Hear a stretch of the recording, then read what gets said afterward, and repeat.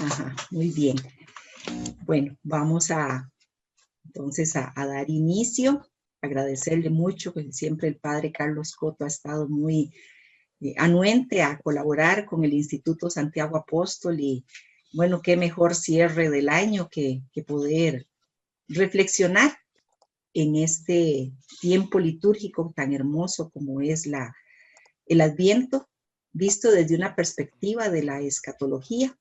Entonces, y en este momento propicio de nuestra historia de salvación, como es el tiempo de la pandemia, que a muchos quizá les ha provocado temores, incertidumbres, angustias, bueno, es tiempo de esperanza. Y un tiempo de esperanza en el que Dios nos llama también a actuar como verdaderos cristianos cimentados en la fe.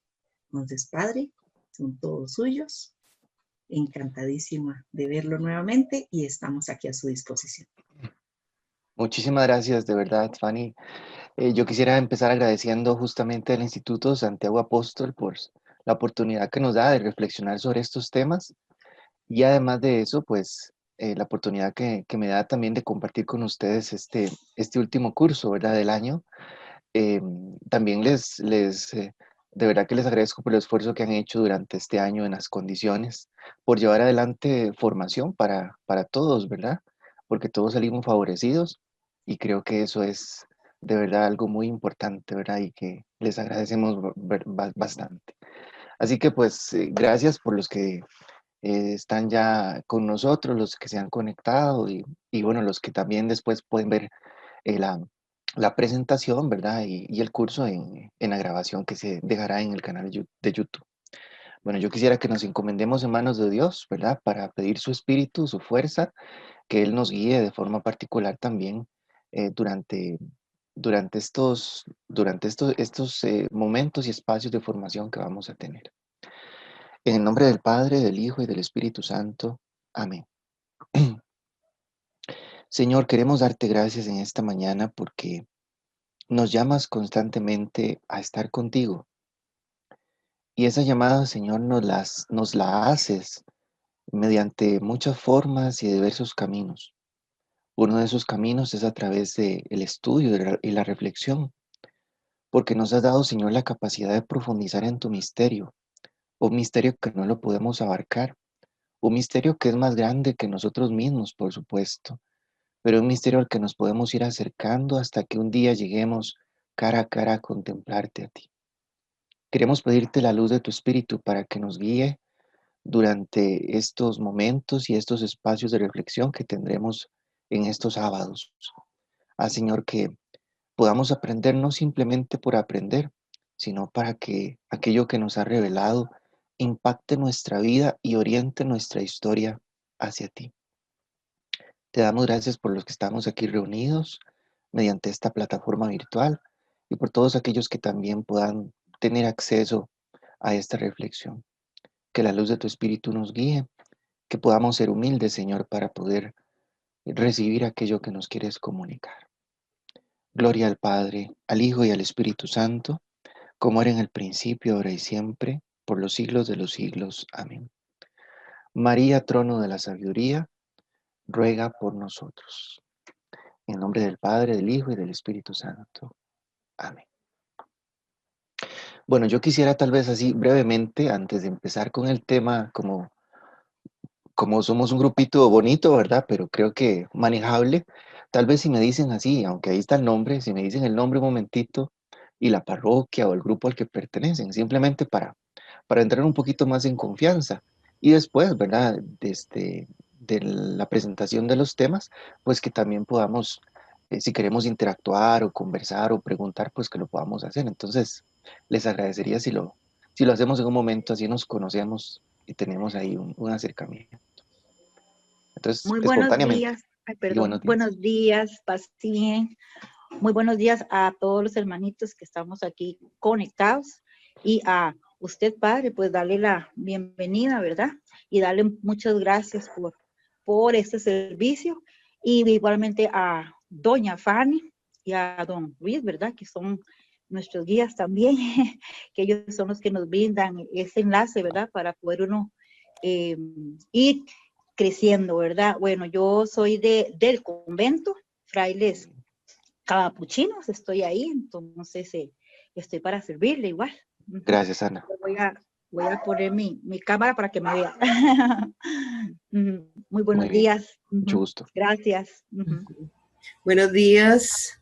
Mi nombre es Nidia Quiroz, de la parroquia San Buenaventura de Turrialba, con mucha expectativa al iniciar este tiempo de reflexión tan importante de cara al Adviento y el tiempo de Navidad. Gracias, Padre, gracias, Fanny, gracias al Instituto por darnos esta oportunidad. Que tengan un buen día. Mucho gusto, Nidia. Buenos días, Padre Carlos. Buenos días. Mi nombre es Hilda Maroto, pertenezco a la Basílica de Los Ángeles. Muchísimas gracias por esta oportunidad que nos da. Gracias también a Luis y a Fanny que nos ayudan tanto. Buen día. Buen día, gracias, Hilda. Buenos días, Padre. Mi nombre es Sarixa Monge. Buenos días, Aritza. Inmaculada Concepción, pertenezco al área de catequesis y es un placer para mí estar en este curso, ¿verdad? Y que ojalá no sea ni el primero ni el último, que ahí siga. Un gusto, Aritza, hace días que no lo escuchaba. Buenos días, Padre. Buenos días. Y buenos días a todos. Mi nombre es Cilia María Conejo, soy catequista de adultos en la parroquia Santa María Goretti en Pitaya. Muy contenta y muy ansiosa de lo que nos espera en este curso. Mucho gusto, Cilia. Encantada. Buenos días. Buenos días. Padre Carlos, ¿cómo está? Buenos días. Hola a todos. Es un gusto estar de nuevo con ustedes, participando de estos cursos. Es muy importante que como servidores de la iglesia pues estemos alimentándonos más en este tiempo de pandemia tan difícil, que no nos podemos congregar como quisiéramos, ¿verdad? Pero el Señor nos hace el llamado y bueno, aquí estamos. Mi nombre es Giselle Solano Moya, soy de la parroquia Santa Isabel de Portugal, Cachí. Doy iniciación cristiana de adultos. Y muchas gracias, Padre, a doña Fanny, a don Luis y a todos los que hacen el esfuerzo porque nosotros podamos recibir este tipo de cursos. Dios les bendiga mucho. Gracias, Giselle. Buenos días, mi nombre es Olga Redondo, soy de la parroquia de San Rafael de Oriamuno. Encantada de estar en un curso de nuevo con usted, Padre Carlos. Mucho gusto, Olga. Gracias a usted. Buenos días, mi nombre es Johnny Sánchez, yo también soy de la parroquia San Rafael, aunque vivo en Caballo Blanco, pero soy que de esta zona. Para servirle, Padre, muchas gracias por acompañarme. Gracias, Johnny, muy amable, mucho gusto. Buenos días, Padre Carlos. Agradecida con Dios por un nuevo día más. Mi nombre es Jocelyn Rojas, pertenezco al Santuario Diocesano San Antonio de Padua, en Col de Oriamuno, con muchas expectativas de aprender. Muchísimas gracias. Gusto, Jocelyn, gracias.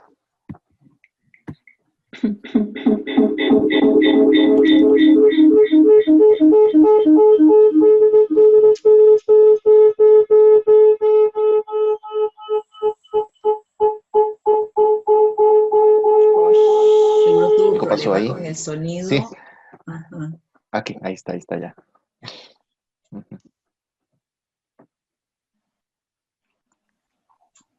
A ver, ¿alguien más se quiere presentar?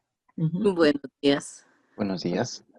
Yo soy de la diócesis de Alajuela. Agradezco al Instituto y a ustedes, a todos los padres y a Monseñor que nos han, durante este año, dada la pandemia, aunque estoy muy largo, me han facilitado un poquito más la tesis sobre cada una de las ramas para poder ser a la... Qué gusto. Muchas gracias, Ana Teresa. ¿De qué parroquia? ¿De Alajuela? Voy a los frailes conventuales. Los conventuales, sí. Por ubicación sería Barrio San Desamparados. José. No. Bueno, Desamparados. Ok. Ser un poco de distintas localidades. Muy bien. Gracias. A usted. Buenos días, padre. Buenos días. Es Flor Vega, de la parroquia Llanos de Santa Lucía, en Paraíso. Buenos Mucho días. gusto. Muchas gracias por todo. Muchas gracias a usted, muy amable. Buenos días. Buenos días. Buenos días. Buenos días. Mi nombre es Cristina Fonseca Céspedes, de la parroquia de San Buenaventura en Turrialba. Y bueno, agradecerles por la oportunidad de compartir en este curso con ustedes. Muchas gracias. Gracias, doña Cristina. Buenos días, mi nombre es Alonso Flores, soy de San Rafael de Guatuso y estoy aquí para aprender. Qué bueno. Conocer nuevas. Muchas gracias, Alonso, muy bien. Gracias a usted.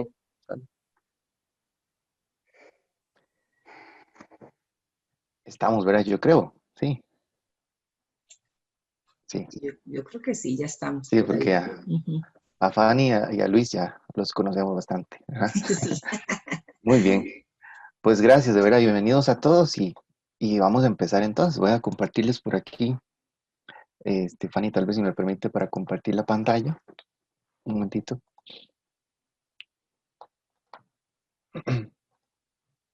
Ok.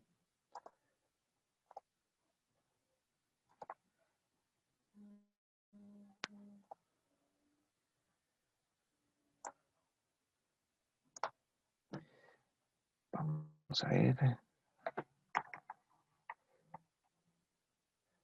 Nos fuimos al final.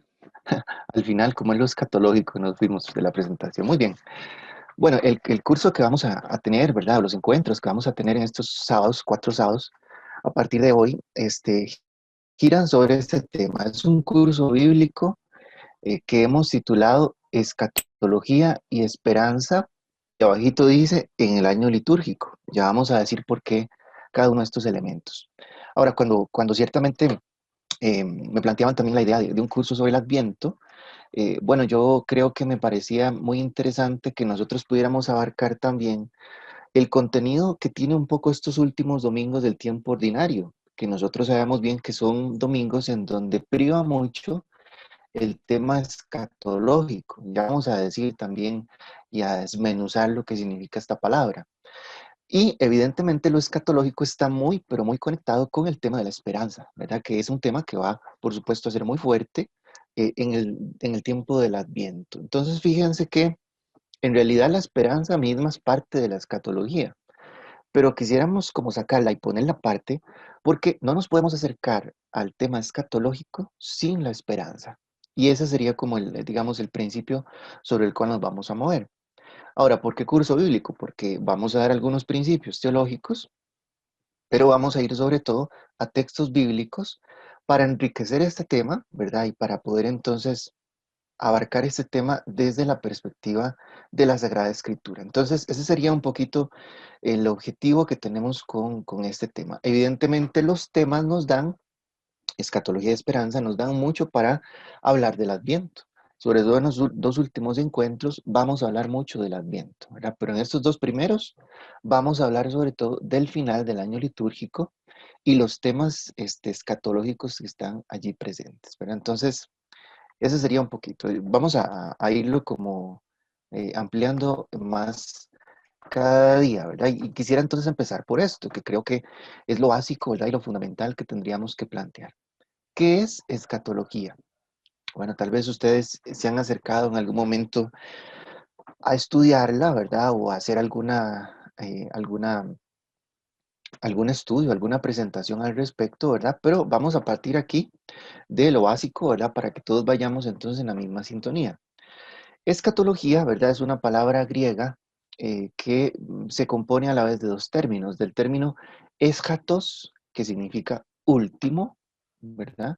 Y del término logos, ¿verdad? Y nosotros sabemos que logos, ¿verdad? El logos se utiliza mucho en muchos términos españoles, ¿verdad? La finalización logía significa estudio. Entonces, evidentemente aquí ya con solo eso tendríamos una primera definición de lo que es escatología. Sería estudio de lo último. Estudio de lo último. Así como se estudian las cosas últimas de la vida, del cristiano en este caso, se podrían estudiar las cosas primeras. ¿Cómo se llamaría eso? Se llamaría protología, porque proto es primero, ¿verdad? Entonces, protología, estudio de lo primero. Escatología es estudio de lo último, de lo que está al final, ¿verdad? Esa sería como a nivel etimológico la definición más simple, ¿verdad? De lo que es escatología, ¿verdad? Para nosotros. Eschatos y logos, estudio de lo último.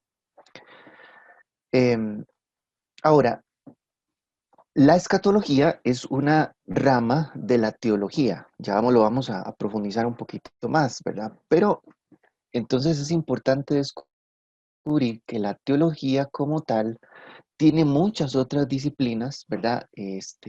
Que puede profundizar, puede entonces estudiar. No solamente está entonces el estudio de lo último, que sería la escatología, sino que en teología podemos estudiar solamente la cristología, que sería el estudio del misterio de Cristo, o podríamos estudiar nada más el tema de la Trinidad, que sería el misterio de Dios revelado, se le llama así, o el tema neumatológico, que sería el estudio sobre la persona del Espíritu Santo, o la antropología teológica, que sería entonces la visión del ser humano visto desde la perspectiva teológica. O se podría estudiar nada más el misterio de la iglesia, eso se le llama eclesiología. O la figura de la Virgen María, que es muy bonito, ¿verdad? También algunos meten este estudio de la Mariología dentro de la eclesiología, sobre todo porque la Lumen Gentium, ¿verdad? Coloca allí a María, ¿verdad? Como figura eminente, prominente de la iglesia. Entonces, pero también se puede ver por aparte, solo el estudio de María, la Mariología. De hecho, hay estudios solo sobre eso. Está la escatología, que ya dijimos es el estudio de lo último, y también habrían otras teologías más amplias, como sería la teología moral, ¿verdad? Que es toda la teología que se hace sobre los actos humanos, ¿verdad? La conducta humana orientada hacia Dios. La teología pastoral, ¿verdad? Que sería toda la reflexión sobre cómo se hace pastoral en la iglesia. Y la teología bíblica, ¿verdad? Creo que ustedes también estuvieron, o la mayoría, no sé, en un curso de doctrina social de la iglesia, pues eso es parte de la teología pastoral, ¿verdad? Entonces, vean toda la cantidad de ramas y disciplinas que se pueden estudiar a nivel teológico. De hecho, todas estas primeras, ¿verdad? Que no llamamos teología, sino vean con distintos nombres, desde cristología a escatología, serían parte de lo que se llama la teología dogmática, porque entonces lo que se hace se estudia el dogma en los diversos ámbitos, ¿verdad? Y disciplinas en las que se puede encontrar el dogma, o sea, lo que creemos en la iglesia. A ver, lo que estamos diciendo aquí con esto, como para empezar, es la escatología, es una parte de lo que se puede estudiar a nivel de teología, ¿verdad? La teología, que es el estudio sobre Dios, ¿verdad? Ahora, entonces, tratemos de definir un poquito más la escatología, porque hemos dicho nada más estudio de lo último, ¿verdad? Pero tratemos de definirla un poco más. Hay un autor español, Ruiz de la Peña, me gusta esta definición, dice así, dice entonces, es aquel sector de la teología, ya vimos que es dentro de lo mucho una parte, al que le incumbe reflexionar sobre el futuro de la promesa aguardado por la esperanza cristiana. Entonces, aquí subrayado, negrita, reflexionar sobre el futuro, porque es el tema fundamental de la escatología, y un futuro que está guardado por la esperanza. Entonces, ¿vieron? O sea, no podemos acercarnos a la escatología sin el tema de la esperanza. O sea, en otras palabras, alguien que no tenga esperanza no puede creer en la escatología, en las cosas últimas, ¿verdad? En las cosas últimas. Otra definición un poquillo más simple dice que la rama de la teología que estudia en particular el fin último de la existencia humana y de la historia. Se interroga por las nociones de cielo, infierno, purgatorio, etc. Eso también es los diferentes temas. Pero a ver, fíjense que entre estas dos definiciones, a mí me gusta más esta que habla del futuro que esta que habla sobre el fin. Porque aquí tendríamos entonces lo primero que es importante decir. La escatología no es que nos habla sobre catástrofes ni sobre cosas últimas que van a ocurrir y con lo cual se va a acabar todo. Vean que esta otra definición que habla del futuro, más bien nos está hablando de la escatología como algo que se abre, que va más allá. O sea, que no se queda solamente con el final de las cosas, sino que más bien nos trae esperanza, nos hace pensar en cosas más grandes, ¿verdad? Entonces, por eso es que les decía que me gusta más esta primera definición, reflexionar sobre el futuro que tenemos como cristianos, que sobre el fin nada más, ¿verdad? Porque tal vez a veces podríamos asociar estos tipos de temas solamente a esto, al final de nuestra vida. Ahora, vean que en la definición de Ruiz de la Peña dice que el futuro que aguarda la esperanza cristiana. ¿Y qué es lo que nosotros aguardamos en la esperanza cristiana? O sea, ¿qué es lo que esperamos? ¿Qué es lo que esperamos? Bueno, ¿qué esperamos? Podríamos acercarnos, por ejemplo, desde el credo niceno-constantinopolitano o desde el credo de los apóstoles, donde está en el último artículo lo que nosotros creemos y esperamos, ¿verdad? En realidad en el credo hay varias frases escatológicas, pero la última parte nos habla de lo que nosotros esperamos. ¿Qué decimos en el credo al final? En el credo largo, como decimos, que ese es el credo de Niceno y Constantinopla en el 381, decimos, esperamos la resurrección de los muertos y la vida del mundo futuro. Eso es escatología. Eso es lo que nosotros esperamos, ¿verdad? Eso es lo que aguarda nuestra esperanza cristiana. El credo de los apóstoles, que nosotros vimos que es el más cortito, que es un poco más ya del siglo V, dice al final, creo en la comunión de los santos, el perdón de los pecados, la resurrección de la carne y la vida eterna. Pero el credo largo, como decimos, sí tiene la palabra esperamos. ¿Qué es lo que nosotros esperamos? ¿En qué se fundamenta nuestra esperanza cristiana?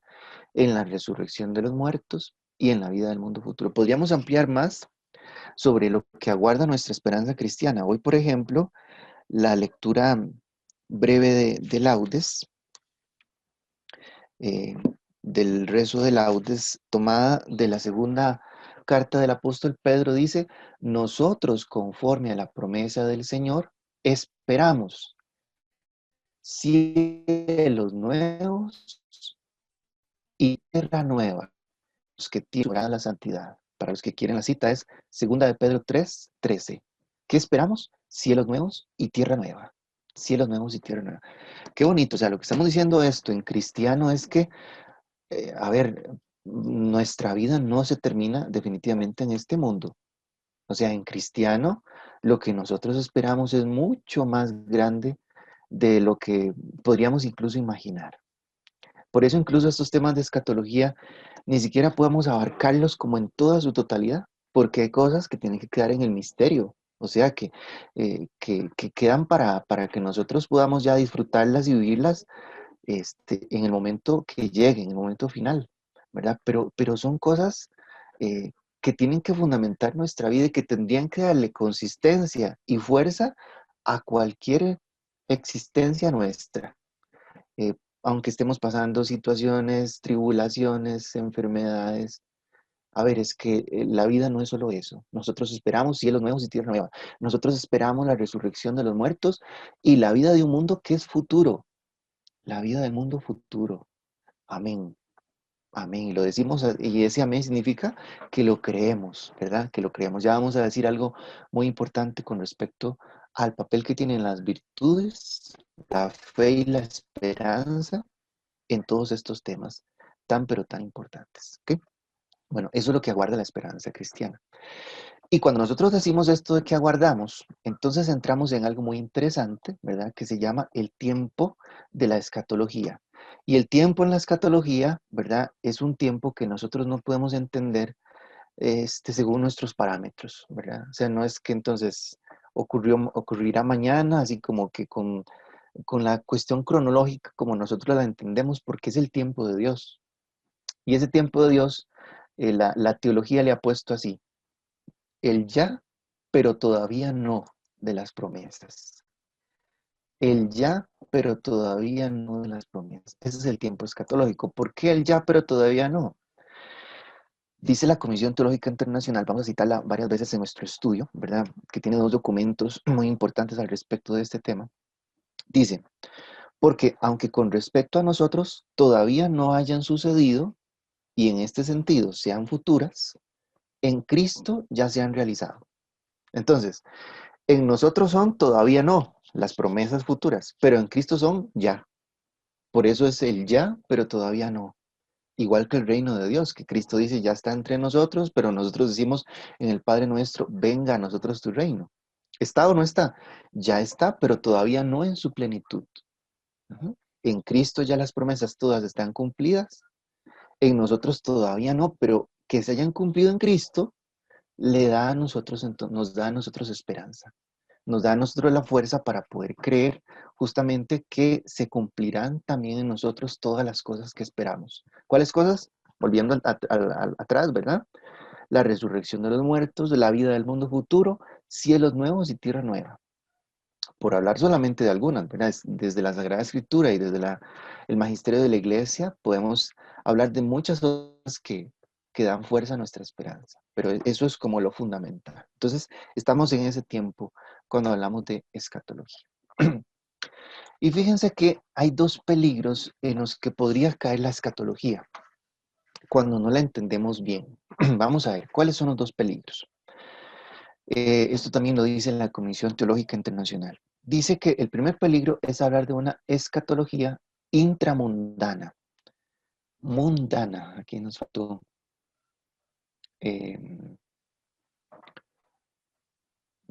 Bueno, está más escrito, ¿verdad? Intramundana es la palabra. Escatología intramundana. Ok, ¿qué es eso? Eso significa que se construye el reino de Dios dentro de nuestra historia y la salvación que trasciende la historia parece pasar a un segundo plano de atención. En otras palabras, tratar de vivir nuestra fe cristiana solamente como muy apegada a este mundo y tratando de pensar también que todo lo que tiene que ver con las promesas, la salvación, se cumple aquí sobre esta tierra y que nada viene después. Esa es una escatología intramundana. O sea, pensar, por ejemplo, que el reino de Dios hay que instaurarlo aquí nada más. Claro que hay que instaurarlo aquí en este mundo, pero que no tiene tampoco como una incidencia posterior. O sea, dejar de pensar en el cielo solamente apegándonos aquí. Ese es un peligro de la escatología, ¿verdad? De la escatología. Y el otro peligro de la escatología es caer en un camino pietístico. ¿Qué es un camino pietístico? Al revés, pensar mucho en el futuro, desarraigándose de este mundo. Entonces, a ver, tenemos que lograr un balance. Ni vivir en este mundo tan apegados que nos olvidemos del cielo, ni pensar tanto en el cielo que nos olvidemos de este mundo. El ya, pero todavía no. ¿Verdad? Estamos aquí en este mundo, tenemos que seguir caminando, ¿verdad? Tenemos que ir realizando la obra de Dios, ¿verdad? Y dejar que Dios realice la obra de Dios en nosotros, pero abiertos a un futuro trascendente. Ese sería el balance que tendríamos entonces que lograr para no caer en estos dos peligros en los que podría caer una escatología mal entendida, mal fundamentada. Fíjense que esto es importante de evitar. Ahora, todavía estamos como en el nombre del curso, ¿verdad? No hemos dado todavía un paso a los textos bíblicos. Dijimos escatología y esperanza en el año litúrgico. ¿Y por qué en el año litúrgico? ¿Por qué ver estos temas en el año litúrgico? Decimos porque a lo largo de todo el año litúrgico reflexionamos sobre estas verdades. O sea, no es que la escatología y la esperanza nada más la vemos al final del año o en el Adviento, ¿no? A lo largo de todo el año estamos viendo temas escatológicos. Por ejemplo, cada vez que vamos a la Eucaristía hay muchas expresiones que tienen que ver con la escatología. Por citarles una, anunciamos tu muerte, proclamamos tu resurrección, Señor Jesús. Eso es una expresión escatológica. El rezo del Padre Nuestro también, venga a nosotros tu reino, ¿verdad? Son expresiones escatológicas. Si vamos, por ejemplo, a un funeral, ahí vamos a tocar el tema escatológico, ¿verdad? Y en realidad en cada una de las oraciones, muchas veces que hacemos en la misa, estamos hablando de eso. Y que podamos conseguir las promesas futuras o lo que nos prometes. Eso es escatología. Pero al final del año hay un énfasis especial en estos temas. Hay un énfasis especial en estos. Entonces, durante todo el año, ¿verdad? Litúrgico, que sabemos empieza con el Adviento y termina con Cristo Rey. Pero en estos últimos domingos, el domingo 32, el domingo 33, el domingo 32, que fue el domingo pasado, el 33, que es este domingo, la fiesta de Cristo Rey, y los domingos de Adviento, sobre todo los 2 primeros hasta el 17 de diciembre, ya lo vamos a ver después. En este tiempo, el tema escatológico y de esperanza es sumamente fuerte. Durante todo el litúrgico también, pero en este tiempo es sumamente fuerte estos dos temas de la escatología y de la esperanza. Entonces, por eso es que decimos durante el año litúrgico o en el año litúrgico. Ahí es donde queremos ver sobre todo estos temas de manera particular y especial. Ahora, les he hablado de estos 3 domingos últimos, ¿verdad? Del año litúrgico como domingos claves para entender el tema de la escatología.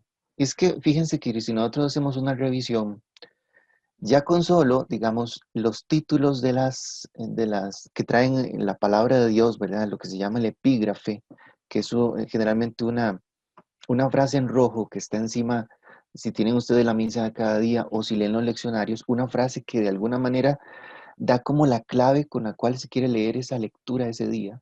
Esas frases nos dan entonces, de alguna forma, la pista para entender que esta palabra de estos 3 domingos tiene una fuerza eminentemente escatológica y de esperanza. Entonces, por ejemplo, el domingo 32, que fue el domingo pasado, esta era la primera lectura. Lo que se subrayaba era esto: encuentran sabiduría aquellos que la buscan. El tema de la sabiduría, que había que salir a buscarla, ¿se acuerdan? Y viene entonces en la segunda lectura del texto: a los que mueren en Jesús, Dios los llevará con él. Y de evangelio que teníamos: ya viene el esposo, salgan a su encuentro. A ver, la escatología es entonces la reflexión sobre el futuro que la esperanza cristiana aguarda. El futuro para nosotros es Dios, ¿verdad? No es que se acabe el mundo. El futuro para nosotros es Dios. Los que mueren en Jesús, Dios los llevará con él. Ya viene el esposo, salgan a su encuentro. Vean el domingo pasado. Vean qué nos tiene este domingo. Este domingo nos tiene el tema de Proverbios, del libro de los Proverbios. Trabaja con sus hábiles manos. Muy bonita la lectura. Estos 2 libros son libros sapienciales, Sabiduría y Proverbios, ¿verdad? Estos domingos. Seguimos leyendo Tesalonicenses. Entonces aquí lo que vamos a ver es el texto que habla de el día del Señor, que no nos sorprenda como ladrón, ¿verdad? Que el Señor viene, entonces que no nos sorprenda su llegada como un ladrón en la noche. Y la cuestión de la fidelidad delante de Dios. Porque has sido fiel en las cosas de valor, entra a tomar parte en la alegría de tu Señor. No solamente salir al encuentro del esposo. Este domingo entonces abrió un énfasis en entrar entonces a tomar parte de la alegría del Señor, pero eso depende de qué tan fieles hemos sido justamente en administrar lo que Él nos ha dejado. Vean qué escatológico que está esto, ¿verdad? Y el domingo de Cristo Rey, no por ser de Cristo Rey significa que no esté el tema escatológico presente, todo lo contrario, ¿verdad? Porque la idea con el domingo de Cristo Rey es decir, que todo tiende hacia Cristo y todo comienza desde Cristo. Por eso está esa fiesta tan importante al final del año litúrgico. Entonces, ¿qué tenemos? Tenemos el profeta Ezequiel, que habla del tema del juicio. Yo voy a juzgar entre oveja y oveja, entre carneros y machos cabríos. La bonita lectura de 1 Corintios 15, ¿verdad? Que, bueno, 1 Corintios 15 habla muchísimo sobre el tema de la resurrección también. Cristo le entregará el reino a su Padre para que Dios sea en todo, en todas las cosas. La consumación final de la historia en Cristo, es de lo que nos habla esta lectura de 1 Corintios. Y el evangelio del juicio final, ¿verdad? Se sentará en su trono de gloria y apartará a los unos de los otros. Obviamente está en consonancia con la lectura de Ezequiel. Ok. Vamos un momentito entonces para no hablar solo yo, ¿verdad? Viendo las lecturas así como las he planteado, un momentito nada más hay que intervengamos, yo les digo en qué momento abrimos los micrófonos y los cerramos. ¿Cuáles temas sienten ustedes ahí de esas lecturas tienen que ver con la escatología? O sea, si tuviéramos que decir, ok, este tema tiene que ver con la escatología, este otro también, porque nos habla de las cosas últimas.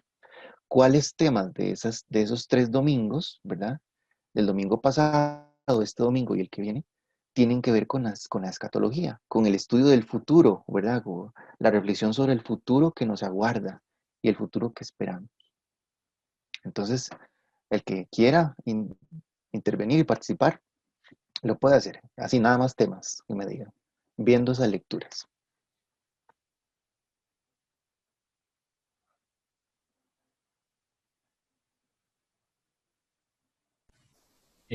Buenos días, padre. Buenos días. Y la verdad, a mí me parece impresionante, digamos, la forma en que usted lo explica, porque se entiende claramente, ¿verdad? Y de ahí a como usted lo explicó, yo iría prácticamente todas esas, se ve claramente, digamos, que son escatológicas. Ajá. De una u otra manera, todas son escatológicas. Tal vez algunas un poquito más difíciles de comprender, como la primera, la de Sabiduría 6, del 12 al 16, pero todas las demás son totalmente claras. Claro, ahí tal vez la de la sabiduría es porque lo que nos invita es, Johnny, efectivamente, a salir al encuentro de esa sabiduría, ¿verdad? En consonancia con el Evangelio. Muy bien. Padre, yo pienso que hay, no sé, siento yo que hay dos temas ahí que nos pueden ilustrar. Uno es el de la fidelidad y el otro el de la promesa de ese reino para los que han sido fieles. Correcto, ¿verdad? Que usted está presente este domingo y ya la cuestión del último domingo, ¿verdad? También del rey que viene a dar a cada uno, entonces, lo que le corresponde. Yo creo inclusive que si lo amarráramos un poquito con los peligros estos de la forma de entender esta escatología, para la gente que se queda mucho en el tema pietístico, ¿verdad? Pensar que solamente en el futuro, o sea, está más bien como invitándonos, ¿verdad? A estar preparados, pero desde que empieza aquí. ya. Claro, Empieza ya, es aquí, no hay que esperar hasta que se llegue el fin último, sino que desde aquí ya nosotros, desde esa sabiduría, desde esa fidelidad, poder empezar a prepararnos para estar listos para ese encuentro.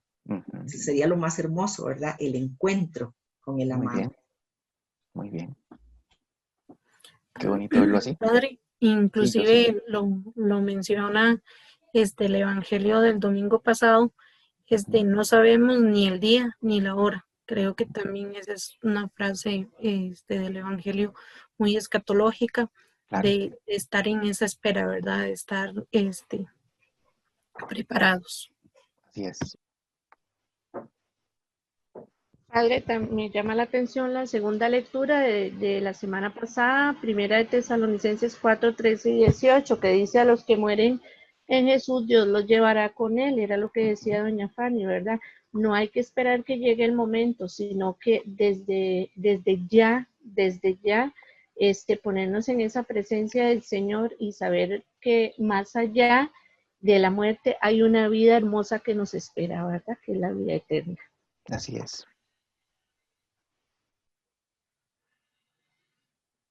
Muy bien, muchas gracias. Muy bonita la reflexión también que ustedes aportan, ¿verdad? Y lo que ven en la lectura. Esto es lo hermoso de la palabra de Dios, ¿verdad? Siempre que a cada uno también le va iluminando de manera particular, ¿verdad? Y la iglesia sabia, creo, al proponernos siempre al final de cada año litúrgico, porque para nosotros el año litúrgico termina el otro domingo, ¿verdad? El año como tal. Al proponernos en el año litúrgico estos temas que tienen que ver con una evaluación de vida. Fíjense que más que asustarnos, ese tipo de lecturas lo que tienen que hacernos es más bien entrar en una evaluación constante de nuestra vida.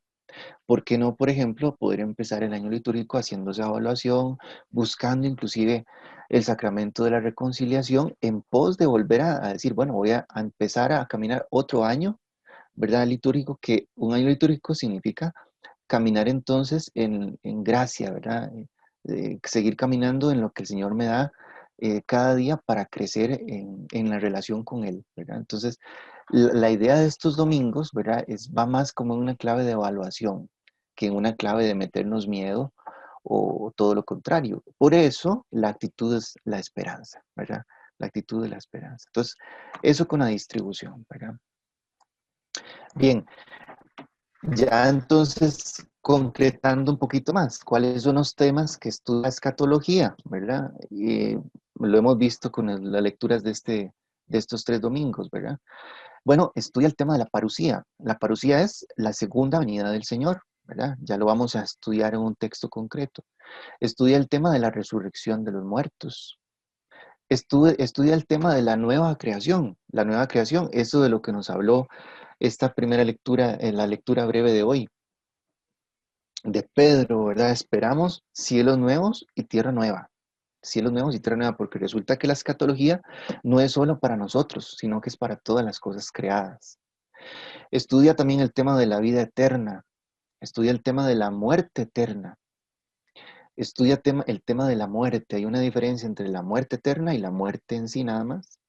Y estudia el tema del purgatorio, ¿verdad? Esos elementos que están ahí presentes entonces en nuestra fe cristiana. Y si nosotros, por ejemplo, rezamos el credo y todo, de alguna forma todos esos temas aparecen, ¿verdad? Son los temas que estudia la escatología y que están presentes en la palabra de Dios.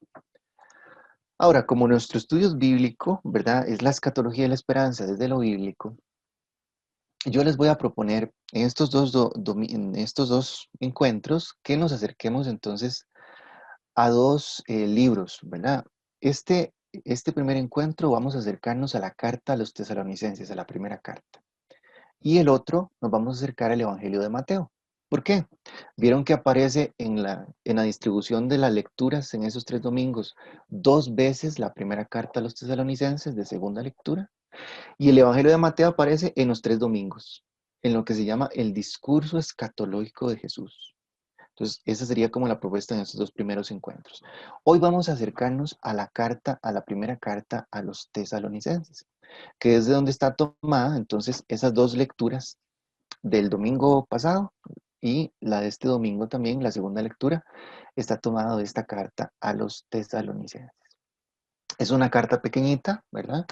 También existe una segunda carta a los tesalonicenses y es una carta muy importante, ¿verdad? Lo primero que vamos a decir con respecto a los datos de esta carta es lo siguiente. Vean qué clave que es esto. Es el primer escrito del Nuevo Testamento. El primer escrito del Nuevo Testamento. Vamos a ver. De los libros del Nuevo Testamento no es ningún evangelio, no es el Apocalipsis, no es ninguna carta de Juan, ni el Evangelio de Juan.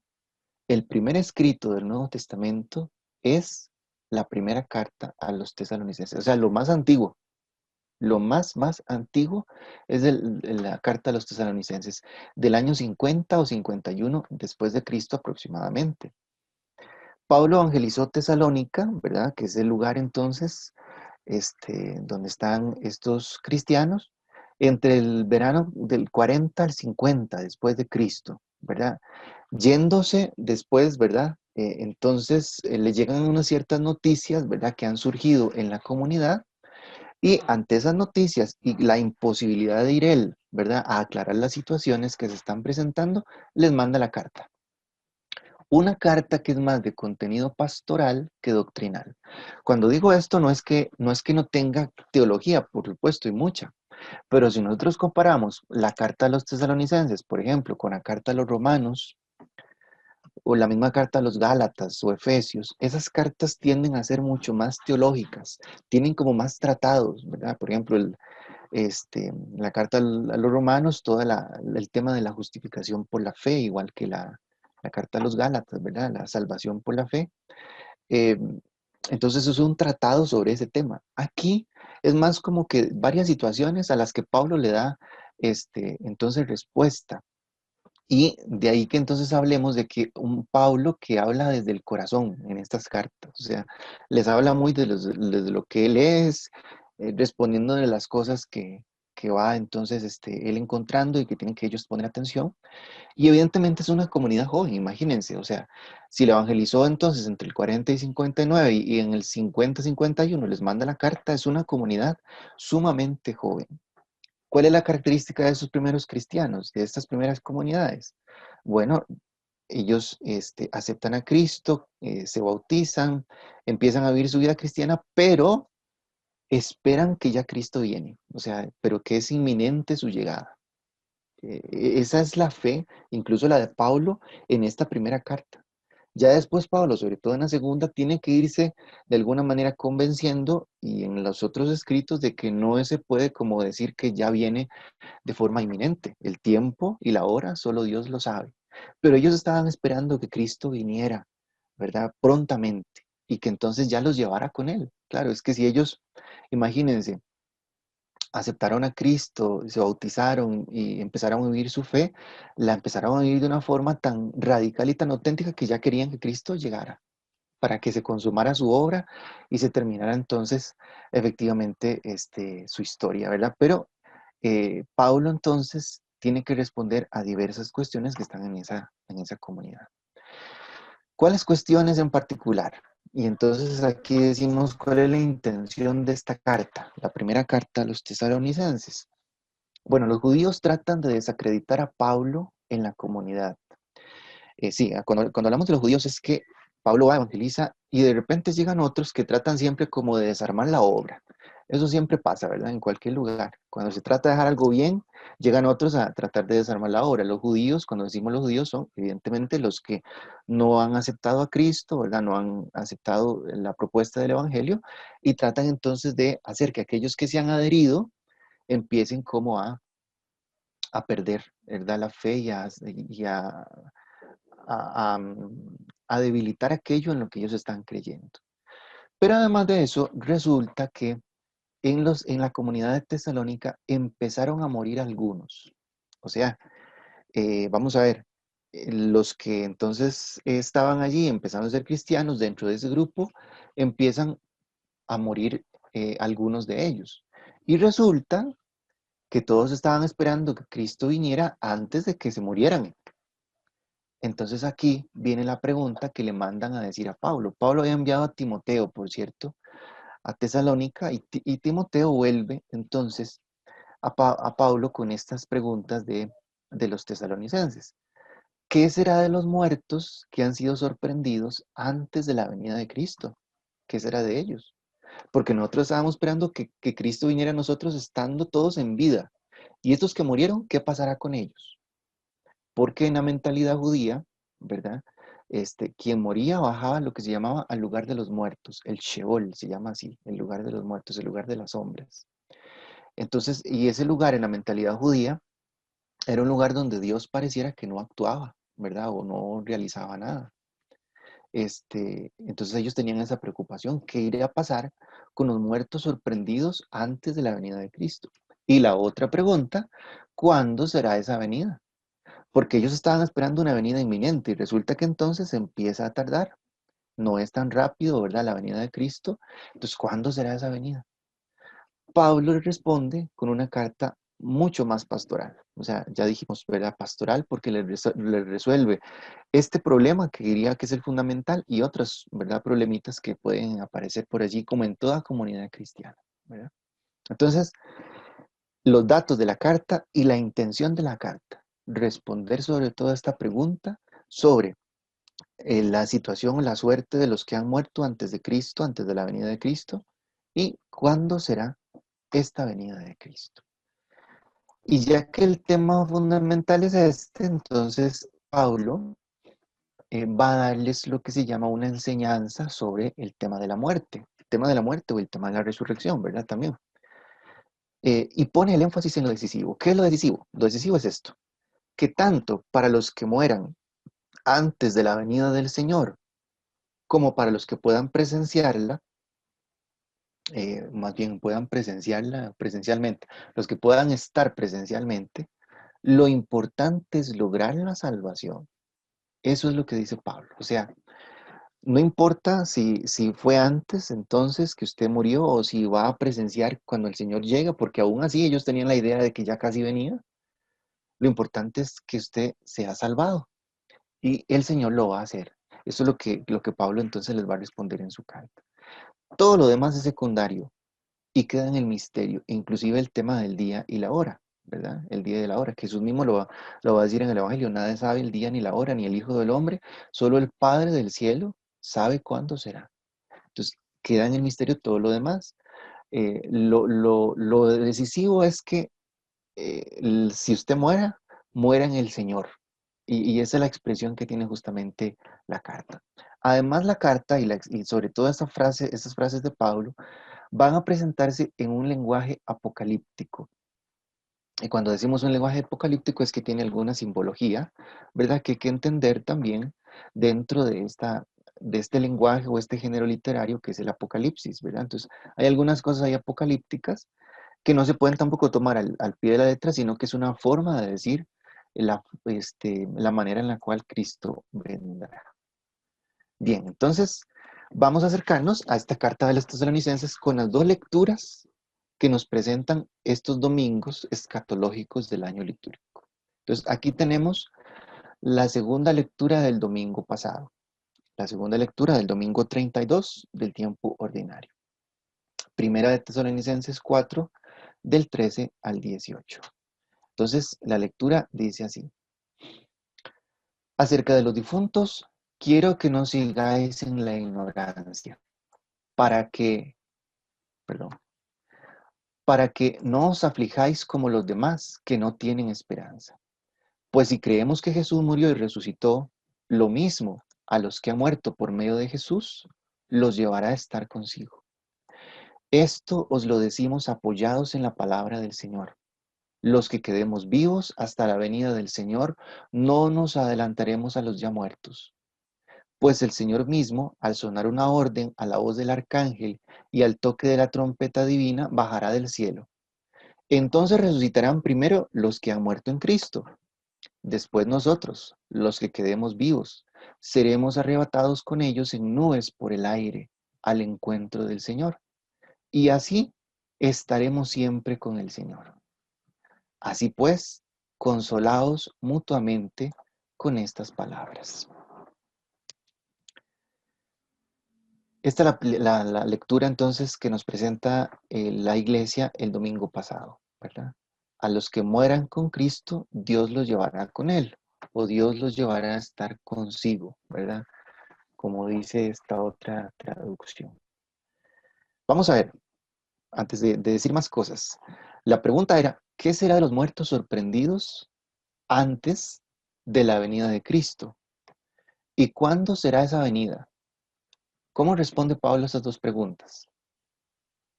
Entonces, de nuevo abramos los micrófonos. Viendo ahí la lectura y lo que Pablo les dice, ¿qué le responde Pablo? Si tuviéramos que explicarlo nosotros con nuestras palabras. ¿Qué pasó con los que ya murieron cuando Cristo venga? ¿Qué es lo que dice Pablo?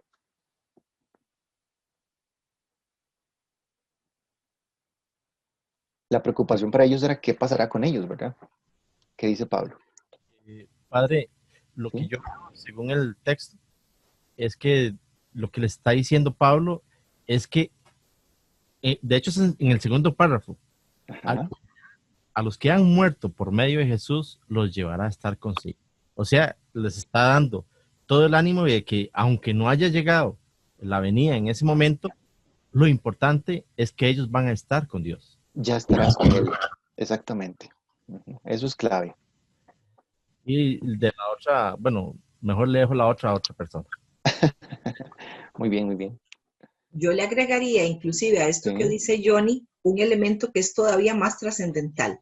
Si creemos que Cristo murió y resucitó, es clave para poder llevarlos y estar con Él. Correcto, eso es lo que significa morir en Cristo, ¿verdad? Es morir creyendo que Cristo murió y resucitó. Entonces, a los que ya murieron, los llevará consigo. Y a los que estén presentes, ¿qué va a pasar? Porque vean el tema de la inminencia, ¿verdad?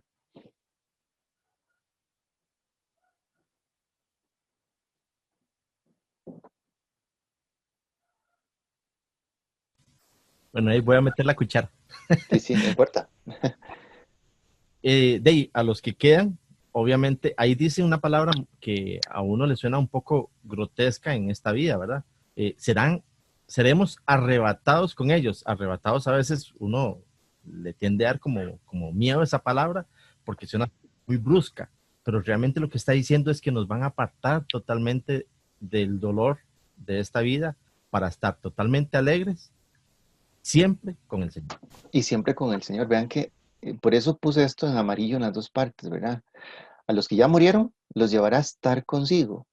Y a los que quedemos vivos, dice, ¿verdad? Estaremos siempre con el Señor. Pues no importa la forma. Esto es parte del lenguaje apocalíptico, esto de ser arrebatado en las nubes.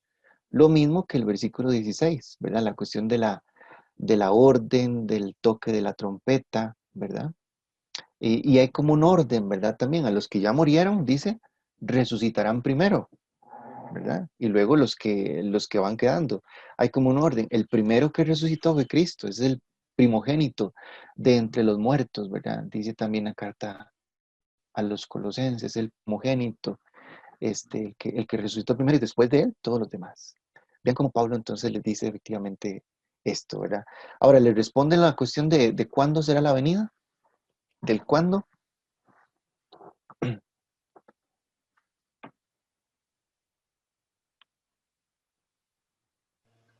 No, en realidad no responde, ¿verdad? Porque de hecho al principio dice, prefiero que sigan en la ignorancia. Entonces no da una respuesta a eso. Sí, bueno, con el tema de los difuntos, que no sigan en la ignorancia, exactamente, sí. Pero sí, con la cuestión del momento no les da todavía, bueno, no les dice, y tampoco se los dirá en la otra parte de la carta, ¿verdad?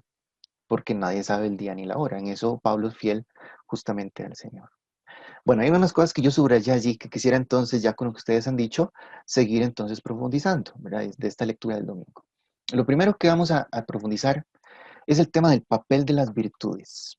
El papel de las virtudes, ¿verdad? En esa carta hay dos expresiones ahí muy importantes. Dice, os aflijáis como los demás que no tienen esperanza. Y después lo que subrayaba Fanny, pues si creemos que Jesús murió y resucitó. El papel de las virtudes. ¿Cuáles son las virtudes? Particularmente de las que estamos hablando. De las tres teologales. La fe, la esperanza y por supuesto también la caridad, en la que también se va como a profundizar en otras partes. Pero a ver, lo que estamos diciendo aquí es que el tema escatológico, este tema de las cosas últimas, solo se puede afrontar desde la fe y desde la esperanza. Lo que estaba pasando con ellos, ¿verdad? Era que estaban cayendo en la desesperanza. Porque entonces algunos, esos que estaban tratando de quitarle fuerza a la obra que Pablo había hecho o que Dios había hecho a través de Pablo, para decirlo mejor, les estaban diciendo, pero ya se murieron unos y no ha venido el que ustedes esperan. Estaban cayendo en la desesperanza o estaban creyendo que la muerte era el final de todo. Eso es desesperanza. Por eso dice Pablo, yo no quiero que se aflijan como los demás, los que no tienen esperanza, los que viven sin esperanza. Este tema es un tema al que hay que acercarse con esperanza. Y lo otro es lo que marca como el punto de partida. Si creemos que Jesús murió y resucitó, entonces vamos a creer todo lo demás. Que Cristo entonces a los que ya han muerto los llevará con Él, ¿verdad? Pues el Padre los llevará para que estén consigo y nosotros estaremos siempre con Él. Pero el punto de partida es si creemos que Jesús murió y resucitó. Cuando de verdad nos tenemos que enfrentar al tema de la muerte, que siempre es un tema difícil, doloroso, ¿verdad? Yo siempre digo, ¿verdad? Qué dicha que somos cristianos. Qué dicha que somos cristianos. Porque si no somos cristianos, no podemos hacer este paso, si creemos. Y si nosotros somos cristianos, entonces ya la muerte tiene otro sentido para nosotros. Ojo el papel de las virtudes en el tema de la escatología. Vamos después a profundizar un poco más en el tema de la esperanza, ya solo como el tema solo, la cuestión de la esperanza, pero vean que ya está aquí metido en la escatología misma. No hay escatología sin fe, no hay escatología sin esperanza y no hay escatología sin caridad tampoco. ¿Verdad? Que estos domingos, sobre todo con los evangelios de Mateo, está muy presente también la cuestión de la caridad, el papel de las virtudes, ¿verdad? El papel de las virtudes. Ok, esa primera expresión. La otra expresión es lo que dice justamente al principio y también un poquito al final de la carta. 2 veces se repite la expresión los que murieron en Cristo o los que murieron por Cristo. En una de las frases dice, resucitarán primero, pero la expresión fundamental es los que murieron en Cristo. Se repite 2 veces la expresión en la carta y alude a la clase de muerte que conviene, una muerte en el Señor. Los que murieron por Cristo o los que murieron en Cristo. Entonces, la muerte a todos nos llega, pero hay una diferencia en morir en Cristo, por Cristo, y morir sin Él. Y morir sin Él, es morir en Cristo. Lo que entonces le está dando respuesta Pablo a los tesalonicenses es, no se preocupen de los que ya fallecieron, porque si murieron en Cristo o por Cristo, simplemente están unidos a Él. Están unidos a Él. Murieron en Cristo, es una muerte en el Señor. La Comisión Teológica Internacional, que la vamos a citar así, ¿verdad?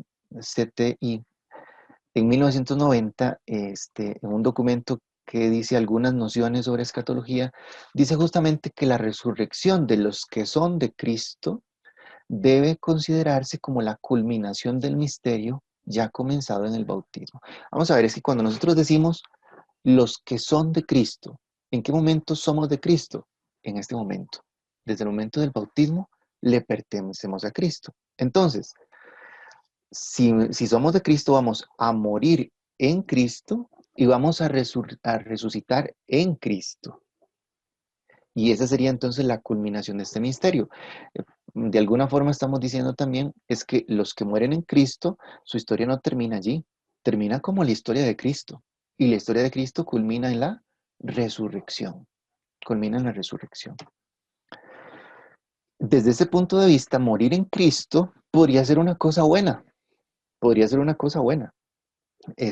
Santa Teresa de Jesús tiene un poema lindísimo, no sé si lo han en algún momento escuchado, que dice, vivo sin vivir en mí y tan alta vida espero que muero porque no muero, dice Santa Teresa. No es que no es que tenemos que andar buscando la muerte, pero una muerte en Cristo es, y Pablo lo dice también en una de sus cartas, es por mucho lo mejor. Si pensamos que la muerte es un paso para que se culmine en nosotros el misterio ya comenzado en el bautismo. Esto es lo que se llama, la Comisión Teológica llama, el aspecto positivo de la muerte. Solo se alcanza por un modo de morir que el Nuevo Testamento llama muerte en el Señor. Es morir en Cristo, morir en el Señor. Dichosos los muertos que mueren en el Señor, dice Apocalipsis 14:13. Esta muerte en el Señor es deseable, como lo deseaba Santa Teresa, en cuanto que lleva a la bienaventuranza y se prepara con la vida santa. A la bienaventuranza, o sea, a la visión de Dios, al estar con Él, preparada ciertamente con una vida santa. Con una vida santa. A los que murieron en Cristo, ojo la expresión de Pablo, ¿verdad? A los que murieron en Cristo. Bien. Ahora, podría surgir entonces una duda también dentro de los tesalonicenses y también dentro de nosotros. ¿En qué estado se encontraban entre tanto o mientras tanto tales difuntos? O sea, una vez que mueren, ¿en qué situación estaban? ¿Verdad? Y aquí entonces voy a citar otra vez a la Comisión Teológica Internacional con las siguientes expresiones, ¿verdad? Dice la Comisión Teológica, el pueblo de Israel, desde los primeros estadios de su historia, que no son conocidos, pensaba que algo de los hombres subsistía después de la muerte, de su muerte. Este pensamiento aparece ya en la más antigua representación de lo que se llama el Sheol. Entonces, ellos todavía no creían en la resurrección. La primera noticia sobre la resurrección en el pueblo de Israel la tenemos en el libro de Daniel 7. Después en el libro de los Macabeos hay algunas ya experiencias y por supuesto ya en el libro de la sabiduría también, ¿verdad? Ya, porque la sabiduría es un libro muy, muy cercano al Nuevo Testamento. No creían en la resurrección, pero sí creían en el Sheol. ¿Y el Sheol, para qué lo pensaban? Lo pensaban en el sentido de decir, los que mueren después de la muerte, algo subsiste de ellos después de la muerte. O sea, no es el final de todo. Aunque no creían en la resurrección, creían que entonces eso que subsistía, ese elemento que subsistía, que nosotros vamos a empezar a llamar alma, ¿verdad? Bajaba entonces al lugar de los muertos, bajaba al Sheol. bajaba al Sheol. Entonces, ¿en qué estado se encontraban aquellos que han muerto en Cristo mientras tanto? Bueno, digámoslo así, bajaban a ese lugar de los muertos para que Cristo entonces los rescate, los rescate. Ahora, cuando ya se introduce la fe en la resurrección, tanto en el pueblo hebreo como nosotros ya como cristianos, hay una evolución en el modo de concebir el Sheol, o ese lugar de los muertos, que por cierto el credo, ¿verdad?, lo traduce como infiernos. Cuando dice bajó a los infiernos y resucitó de entre los muertos, lo que está diciendo es que Cristo bajó ¿dónde? Al Sheol. Cristo bajó al Sheol, ¿verdad? El Sheol entonces, a partir de la resurrección, ya no se concibe solo como un domicilio común, donde van a dar todos los muertos, sino como dividido en dos estrados o estratos, de los que uno está destinado a los justos y el otro a los impíos. Los muertos se encuentran en ellos hasta el último juicio, en el que se pronunciará la sentencia definitiva, pero ya en estos diversos estratos reciben de modo inicial la retribución debida. Yo sé que es un tema no es tan fácil, ¿verdad? Por la terminología y toda la cuestión, ¿verdad? Pero lo que está hablando allí es que entonces en el Sheol hay una división, ¿verdad? De alguna manera, para los justos y para los impíos, ¿verdad? Ya desde ese momento, ya en el momento en que se piensa en la resurrección, ¿verdad? Pero la resurrección se dará hasta el último día, ¿verdad? Hasta el último día. El punto fundamental, ¿verdad? Que está planteando Pablo, sobre todo en esta carta, es que al morir, quien lo haga esté unido a Cristo. Porque aunque tenga que bajar a ese lugar de los muertos, ¿verdad? Ese elemento que subsiste de nosotros, porque aunque el cuerpo muera, subsiste el alma. Si el alma está unida a Cristo, ¿verdad? Si ha muerto en Cristo, pues entonces va a permanecer siempre unida a Cristo. Y Cristo entonces nos va a ayudar para que en el momento final, en la resurrección final, pues podamos adquirir también su gloriosa resurrección, ¿verdad? Pero el punto es que al morir, quien lo haga, esté unida a Cristo. Ok, entonces esa es la expresión de morir en el Señor. Pero viene otra expresión todavía, creo, más fuerte en esta carta. Y es la expresión estar con el Señor. Estar con el Señor. Ya lo mencionamos, ¿verdad? Cuando vimos ahí la carta, la lectura por encimita, ¿verdad? Hay dos expresiones, ¿verdad? A los que murieron en Cristo, Dios los llevará con Él. Y después dice, siempre estaremos con el Señor. Siempre estaremos con el Señor. A ver, aquí puse las dos expresiones en griego porque quería subrayar este sum que está aquí. Esto se dice así, sum, ¿verdad? Que es una preposición que significa con. Y vean que está puesta en las dos expresiones. Dios los llevará con Él, y estaremos siempre con el Señor. En otras palabras, lo que Pablo les da a entender a los tesalonicenses no es tanto si se murió primero, se murió después, cuánto tiempo, cuándo vendrá el Señor. Para Pablo, lo que es importante que los tesalonicenses entiendan es que lo decisivo es la unión con Cristo. Si usted está unido a Cristo, y lo va a decir Pablo en otra carta, ¿verdad? Tanto en vida como en muerte, somos del Señor. Tanto para los que murieron antes de su venida, como para los que la van a presenciar, porque es todavía la mentalidad de ellos, lo decisivo es estar con el Señor. Y sobre eso gira, diríamos, como lo principal de esta carta, en aprender a vivir unidos a Cristo, ya desde este mundo, para que cuando venga el momento escatológico, entonces sigamos unidos a Cristo también. Entonces, siempre unidos a Cristo, para entonces estar unidos a Él también.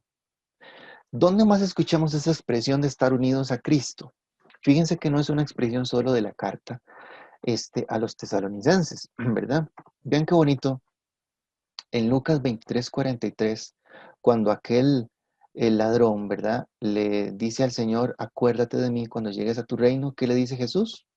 Yo te aseguro, amén, ¿verdad? O sea, y es verdad, hoy estarás conmigo en el paraíso. Estar con el Señor. Jesús quiere recibir al buen ladrón en comunión consigo inmediatamente después de la muerte. Los dos van a morir. Y Jesús le dice, hoy mismo estarás conmigo, unido a mí. Aunque mueras, vas a estar unido a mí, ¿verdad? Unido a mí. Es que vean qué bonito lo que estamos diciendo. La resurrección no ha llegado para nosotros, solamente en Jesús se ha comprobado y lo creemos también de alguna forma en María, ¿verdad? Por el anticipo que ella ha tenido, ¿verdad? De ser coronada y llevada al cielo. Pero para todos nosotros, aunque todavía no haya llegado la resurrección, Cristo nos dice, hoy estarás conmigo, hoy, ¿verdad? Conmigo en el paraíso. En el paraíso, o sea, ya estarás unido a mí, aunque todavía no se haya dado la resurrección. Y ahora que aquí estamos entrando también en la cuestión de los tiempos, ¿verdad? ¿Cuándo será antes y cuándo será si después? Pero el asunto es que ya estaremos con Él, ¿verdad? Esteban, cuando estaba a punto de morir, ¿verdad? Esteban el mártir, en Hechos 7:59, le dice justamente al Señor, Señor Jesús, recibe mi espíritu. Afirma con esto que espera ser recibido inmediatamente por Jesús en su comunión. Esa es la fe de Esteban. Esteban sabe que todavía no va a resucitar, pero que su espíritu, o sea, ese elemento que subsiste, incluso después de la muerte, va a estar unido ya a Cristo. Va a estar unido ya a Cristo. Dice Jesús también a sus discípulos en lo que se llaman los discursos de despedida, ¿verdad? No les puse aquí la cita, ¿verdad? Y cuando haya ido y os haya preparado un lugar, volveré y os tomaré conmigo, para que donde yo esté, estéis también vosotros. Voy a ir y prepararles un sitio, ¿verdad? Una morada, ¿verdad? Y para que donde yo esté, estén también, y los tomaré conmigo, ¿verdad? Y además de eso, Jesús va a repetir mucho, sobre todo en el Evangelio de Juan, la expresión, permanezcan en mí, permanezcan en mi amor.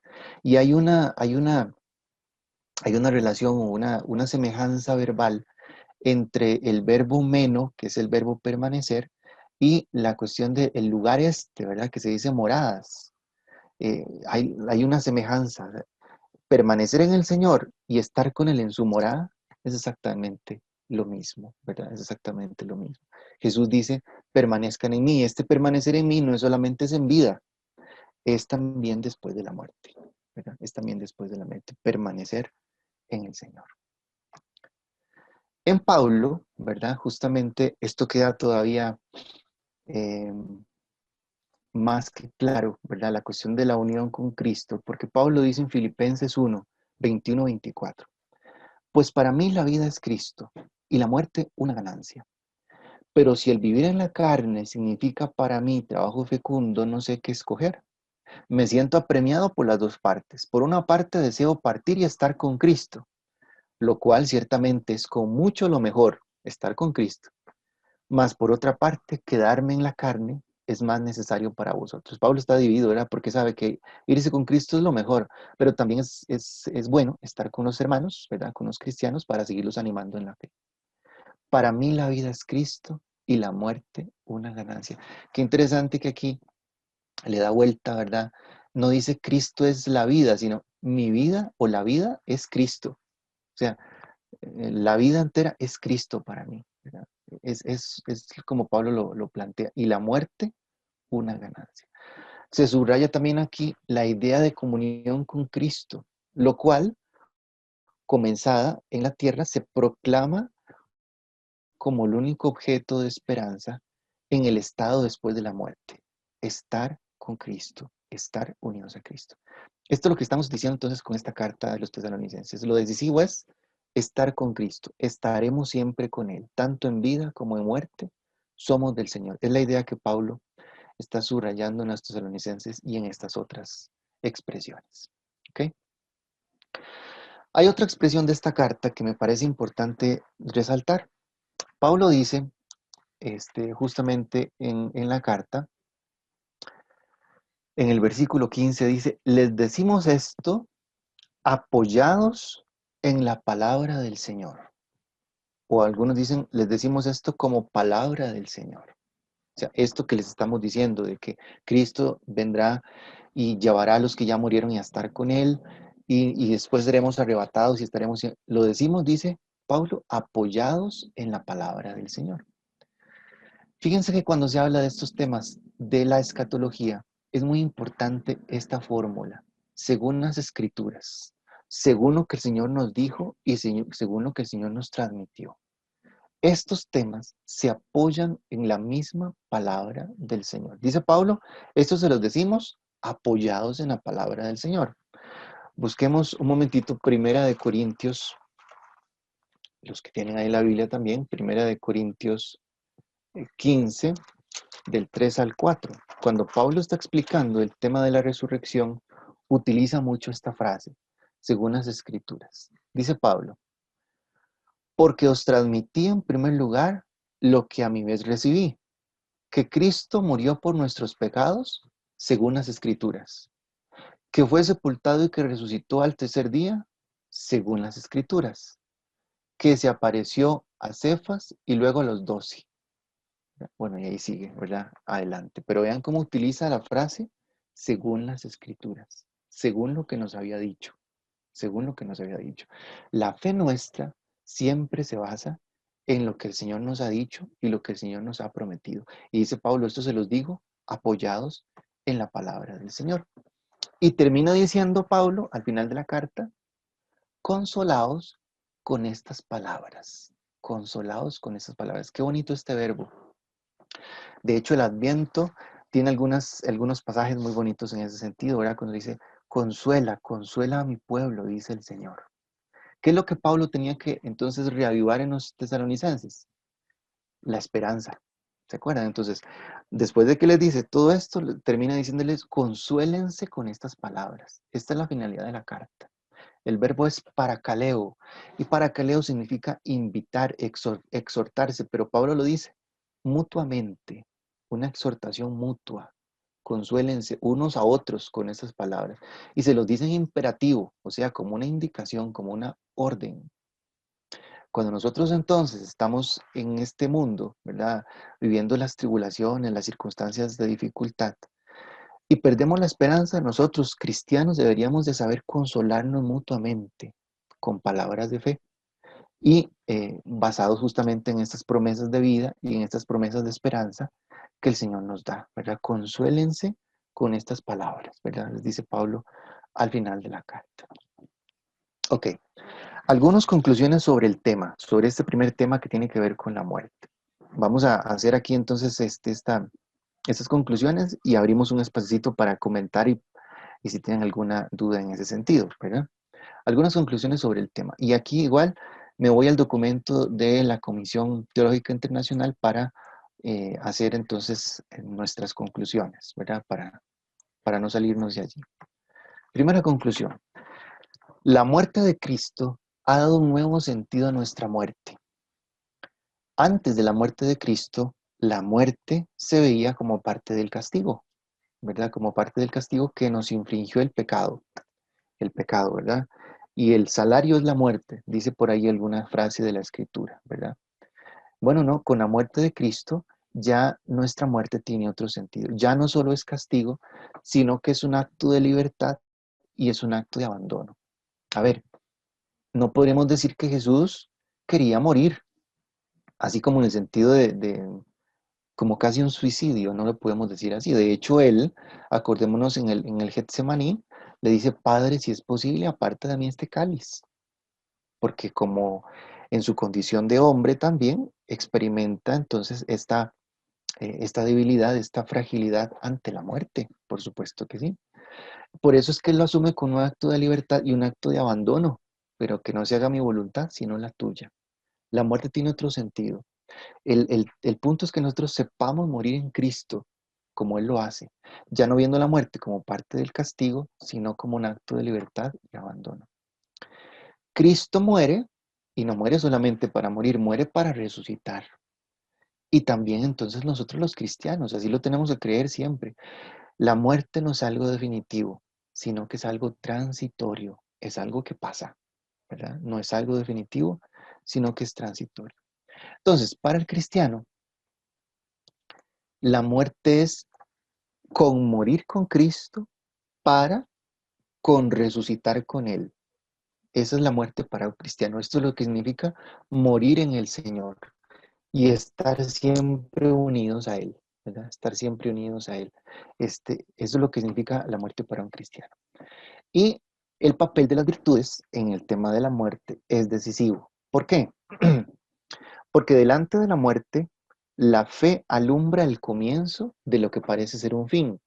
Parece ser el fin de todo, pero la fe nos alumbra con lo que nosotros sabemos, ¿verdad? Y creemos que más bien es un comienzo.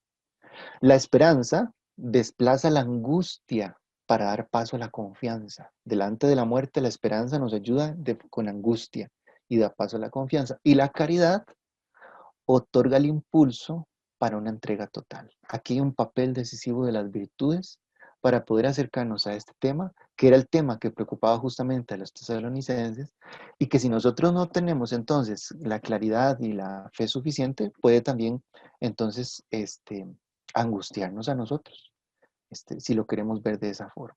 Las virtudes, esas tres señoras que están ahí puestas, ¿verdad?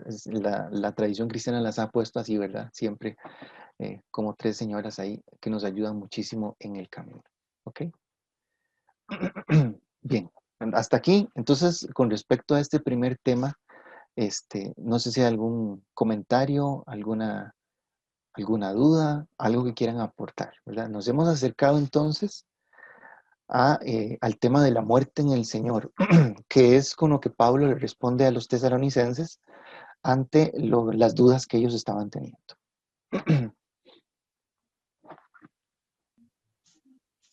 Buenos días, padre. Buenos días. Soy yo, Anita. Una pregunta. Sí. Tengo una duda para ver si Sí. usted me la puede aclarar, ¿verdad? Uno es un poquito ignorante en eso. Entonces, cuando uno muere, ¿verdad? Cuando uno muere, se habla del purgatorio, ¿verdad? Es otro estado, ¿verdad? Entonces, digamos, es que yo le hago esta pregunta porque mi hermano fue el que me preguntó. Entonces, yo no supe qué responder. Digamos, cuando uno muere, ¿dónde va uno, padre? O sea, bueno, para mí yo voy donde Dios, obvio, o no, no sé si me explico, si pasa uno al purgatorio o estamos a la par de Dios, o sea, se nos perdonan nuestros pecados. No sé si me explico ahí o estoy un poquito confundida, para que me haga el favor de aclararme, se lo agradezco.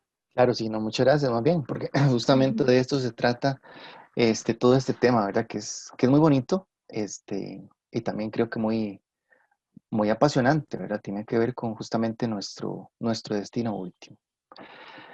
Vamos a ver, lo que la iglesia dice entonces, ¿verdad? Lo que nosotros creemos, ¿verdad? Desde nuestra fe, es que al morir, entonces, en primer lugar, lo hemos repetido a lo largo del tema, subsiste un elemento espiritual, que es lo que nosotros hemos conocido como el alma, ¿verdad?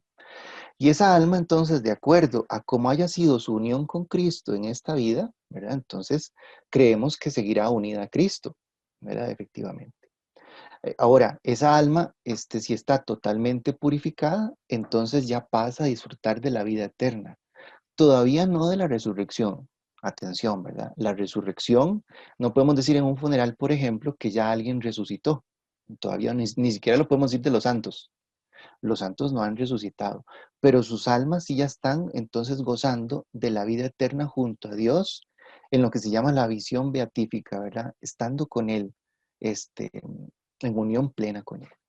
Pero si esa alma, ¿verdad? Durante esta vida todavía no ha dado como los pasos suficientes para unirse plenamente al Señor y le falta alguna purificación a causa de los pecados, entonces lo que creemos es que se pasa al purgatorio, que es como un estado, ¿verdad? ¿Cómo no? Es un estado, ¿verdad? En el que se puede encontrar el alma a la que le falta un poco de purificación para ese encuentro definitivo con Dios. Lo bonito del purgatorio, y yo creo que de repente por lo menos ya pudiéramos llegar ahí, es que no hay vuelta para atrás. O sea, no es que se pasa a un estado menor o vamos a ver más bajo, sino que una vez lograda la purificación se pasa definitivamente al cielo. Pensemos como en una antesala, ¿verdad? Llegamos a un lugar y todavía no podemos entrar del todo, pero nos dicen espérese ahí en la salita y ya solo ese tiempo de espera ya es purificación bastante, ¿verdad? Para poder entrar. Así entonces el purgatorio. Entonces, el estado de nuestra alma es lo que determina si vamos directamente a esa unión con Dios o si necesitamos pasar a un estado de purificación que es el purgatorio, ¿verdad? Ahora, si el alma definitivamente se negó al amor de Dios de forma libre y de forma consciente, pues entonces ¿dónde podríamos pensar que hay otro estado, ¿verdad? Que es lo que se llama el infierno, que es la separación total del amor de Dios. ¿Saben una cosa? No tanto porque Dios lo quería, sino porque el ser humano hizo su opción aquí en esta tierra por eso, por cerrar completamente su opción, es porque lo que Dios quiere siempre es la salvación del hombre, siempre, siempre.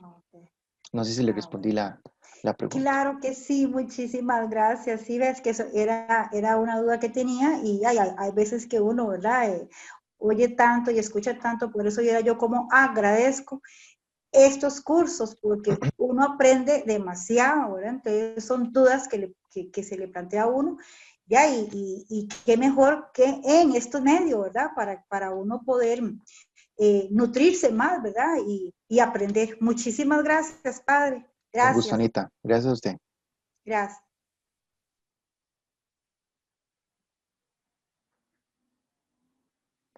¿Alguien más si quiera comentar o si hay alguna duda de lo que hemos visto? Padre, tal vez es que esta consulta que hizo la hermana me trajo a mí a la mente una consulta. Yo soy catequista de bautismal acá en la parroquia. Sí. Y dentro de la catequesis nosotros vemos siempre los sacramentos. Sí. Y entre ellos la unción de los enfermos, que siempre la gente la relaciona con la muerte, ¿verdad? Dicen, oh, ya le fueron a poner los santos óleos, ya se va a morir, ¿verdad? Entonces, una muchacha que estaba llevando la catequesis me preguntó, porque el papá de ella hacía como un mes había muerto en un accidente. Sí. Entonces ella muy compungida, pobrecita, me acuerdo, me decía, catequista, ¿qué pasa en el caso de mi papá? Que mi papá murió en ese accidente y no hubo oportunidad, no hubo tiempo de que le hicieran esa unción. Entonces, ahora que usted mencionó esta última frase de que el estado de nuestra alma es lo que va a determinar qué va a pasar con ella, ya ella cuando nos estuvo contando un poquito del papá, ¿verdad? Dijo, él murió, pero él era una persona muy buena, no sé qué. Entonces, yo me animé a decirle a ella algo así, ¿verdad? Que si el papá de ella había vivido sus últimos momentos, digamos, en gracia con Dios, el alma de él estaba en las manos de Dios. Claro. ¿Verdad? Y entonces me dio de pie ahí para hacer ese llamado, ¿verdad? De la importancia que tenemos todos nosotros de vivir una vida, valga la redundancia, acorde con la voluntad de Dios, porque otra vez no sabemos ni el día ni la hora.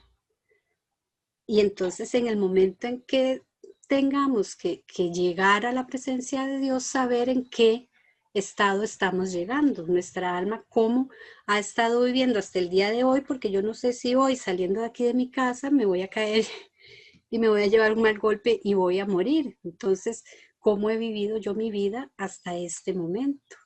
Así es.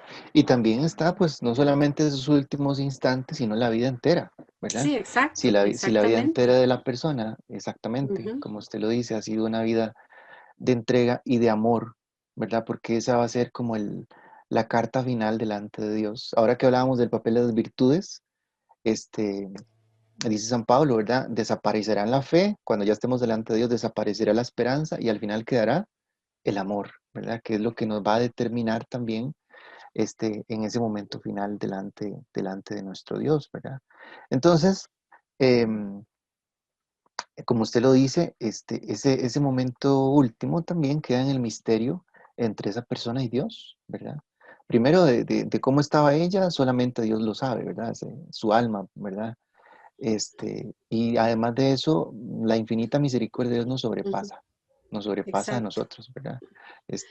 Lo que nosotros podríamos juzgar aquí desde nuestros criterios humanos, Dios lo hace desde otros criterios, ¿verdad? También.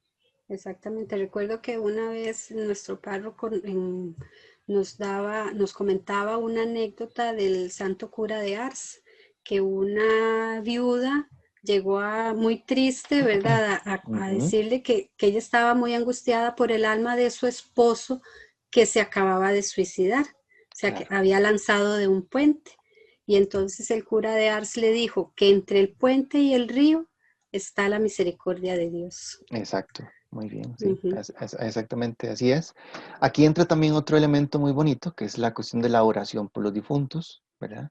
Que desde el libro de los Macabeos está también presente ya en la Sagrada Escritura, y que la Iglesia entonces también lo plantea, pensando en esas almas cuyo estado quedó como a la mitad, ¿verdad? En el purgatorio. Entonces rezamos justamente para que el Señor purifique entonces esas almas con su inmenso amor y misericordia y les permita participar de la unión plena con Él, Ahora, unión plena, ya están unidos a Cristo, ya dijimos, ¿verdad? Tanto en vida como en muerte somos del Señor, pero la unión plena con Él que le permita entonces ya participar de la vida eterna, ¿verdad? Junto a Él. Entonces, pero están las oraciones de los fieles por los difuntos, y sobre todo la Eucaristía, ¿verdad? Las oraciones que podamos hacer ofreciendo justamente lo que se llaman sufragios por ellos, ¿verdad? En esa línea, ¿verdad? De orar unos por otros también.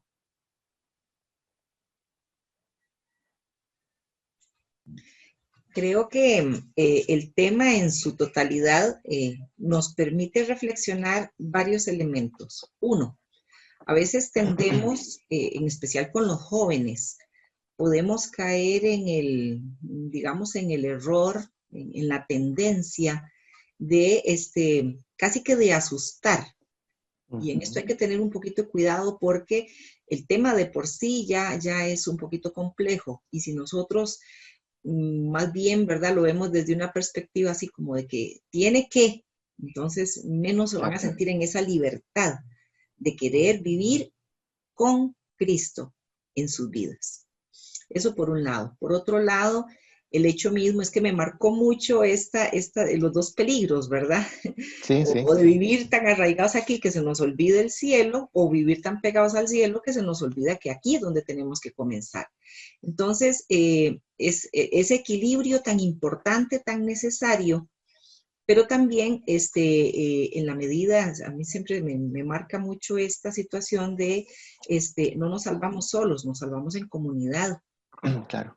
Entonces, el trabajo tan grande que tenemos que hacer los laicos para colaborar en esa dinámica, ¿verdad?, de la salvación para todos. Obviamente respetando, y en esto sí hay que ser muy, muy puntuales, en el hecho de respetar que aquel que por decisión propia ya no quiso, más en estos tiempos donde oímos tanta gente que dice, ay, yo no necesito de Dios para nada, yo vivo mi vida feliz y placentera. Entonces, no es obligar a nadie a que tiene que creer, sino que en la libertad de los hijos de Dios, cada uno encontrará lo que decida. Nosotros, por nuestro testimonio, por el trabajo que realizamos, dar la catequesis con amor, servir con amor a los pobres, todo lo que hacemos a partir de esas virtudes, hacerlo realmente de corazón. Y de esa manera muchos se sentirán atraídos al Señor porque miren cómo se aman, miren cómo trabajan, miren cómo sirven. No tanto por las palabras, sino por los hechos.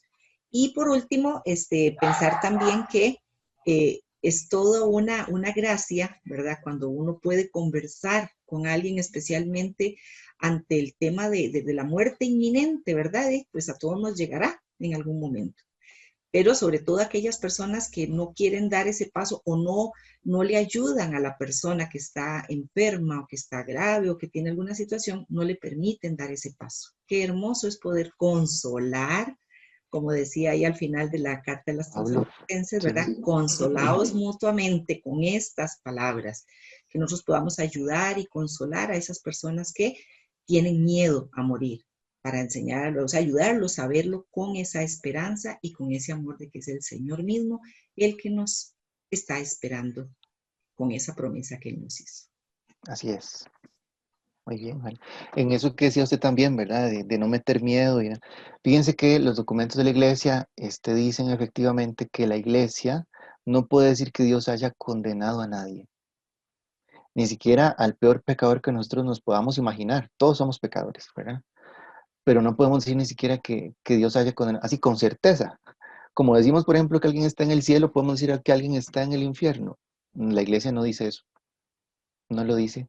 Y no lo dice porque efectivamente creemos en un Dios que es amor, misericordia infinita, y que da hasta el último instante para que esa alma pueda entonces tomar la opción de unirse a Él. Así que eso queda en el misterio de Dios. Eso queda en el misterio de Dios. Y creo que también es algo que lo debemos de tener bien claro, ¿verdad? Bueno, muy bien. Entonces, en esta carta a los Tesalonicenses no solamente está el tema de la muerte, sino que ahí está también presente otro tema escatológico, con el que quisiera terminar, ¿verdad? Ya para ir cerrando, que es el tema de la parusía, que es un tema que nos acompaña entonces durante estos últimos domingos del tiempo ordinario y nos acompaña en la primera parte del Adviento, el tema de la parusía o la venida del Señor. En la carta a los Tesalonicenses que acabamos de leer, tiene la expresión directamente en el versículo 15, ¿verdad? Nosotros los que vivamos, los que quedemos hasta la venida del Señor. Ahí dice, está hablando de la parusía. Y en el versículo 16, habla de esa parusía en lenguaje apocalíptico. Dice, pues el Señor mismo, al sonar una orden a la voz del arcángel y al toque de la trompeta divina, bajará del cielo. El lenguaje apocalíptico, el lenguaje simbólico para hablar de la magnificencia, ¿verdad? Y del esplendor en el que será justamente su venida, ¿verdad? Su llegada. Bajará del cielo o la venida del Señor. Es la misma expresión para hablar justamente del anuncio de la parusía. Cuando decimos parusía, es porque esta es la palabra que está en griego. Parousian, esto que está aquí, que estoy señalando en griego, en español lo traducimos como parusía. Y su significado sería venida, llegada, ¿verdad? Es exactamente eso, el anuncio de la venida del Señor. Ese es el otro tema ahí escatológico que está presente en esa carta. Entonces, sigamos leyendo lo que sería ahora la segunda lectura, pero de este domingo, ¿verdad? Ya leímos la segunda lectura del domingo pasado. Leamos ahora la segunda lectura de este domingo. Tal vez si me hace el favor alguno de leerlo para que no me escuchen solo a mí. 5, del 1 al 6 dice aquí, pero yo lo amplié al 11. Lo amplié al 11. Del 1 al 6 es de la lectura litúrgica, pero pongamos unos versículos más allí. Si me hacen el favor alguno que lo haga de leerlo, aquí de la prenda.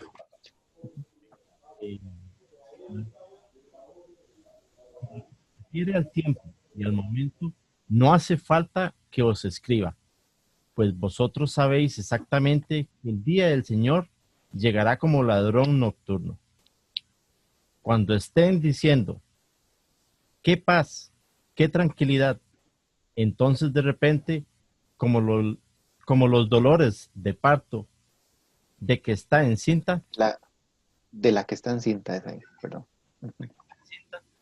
Se les echará encima la calamidad y no podrán escapar. A vosotros, hermanos, como no vivís a oscuras, no os sorprenderá ese día como un ladrón. Sois todos ciudadanos de la luz y del día. No pertenecemos a la noche ni a las tinieblas. Sois todos ciudadanos de la luz del día. No pertenecemos a la noche ni a las tinieblas. Por tanto, no durmamos como los demás, sino vigilemos y seamos sobrios. Los que duermen lo hacen de noche y los que se emborrachan también. Nosotros, en cambio, como seres diurnos, permanezcamos sobrios, revestidos con la coraza de la fe y el amor, con el casco de la esperanza de salvación. A nosotros Dios nos ha destinado al castigo.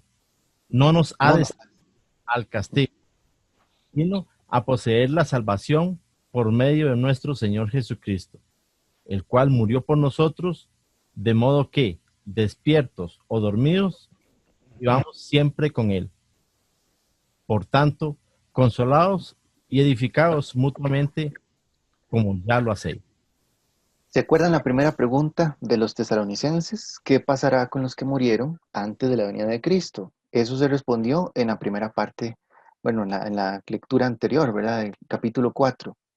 Y la otra pregunta es, ¿cuándo será esta venida del Señor? Aquí lo responde Pablo. En lo que se refiere al tiempo y al momento, no hace falta que os escriba.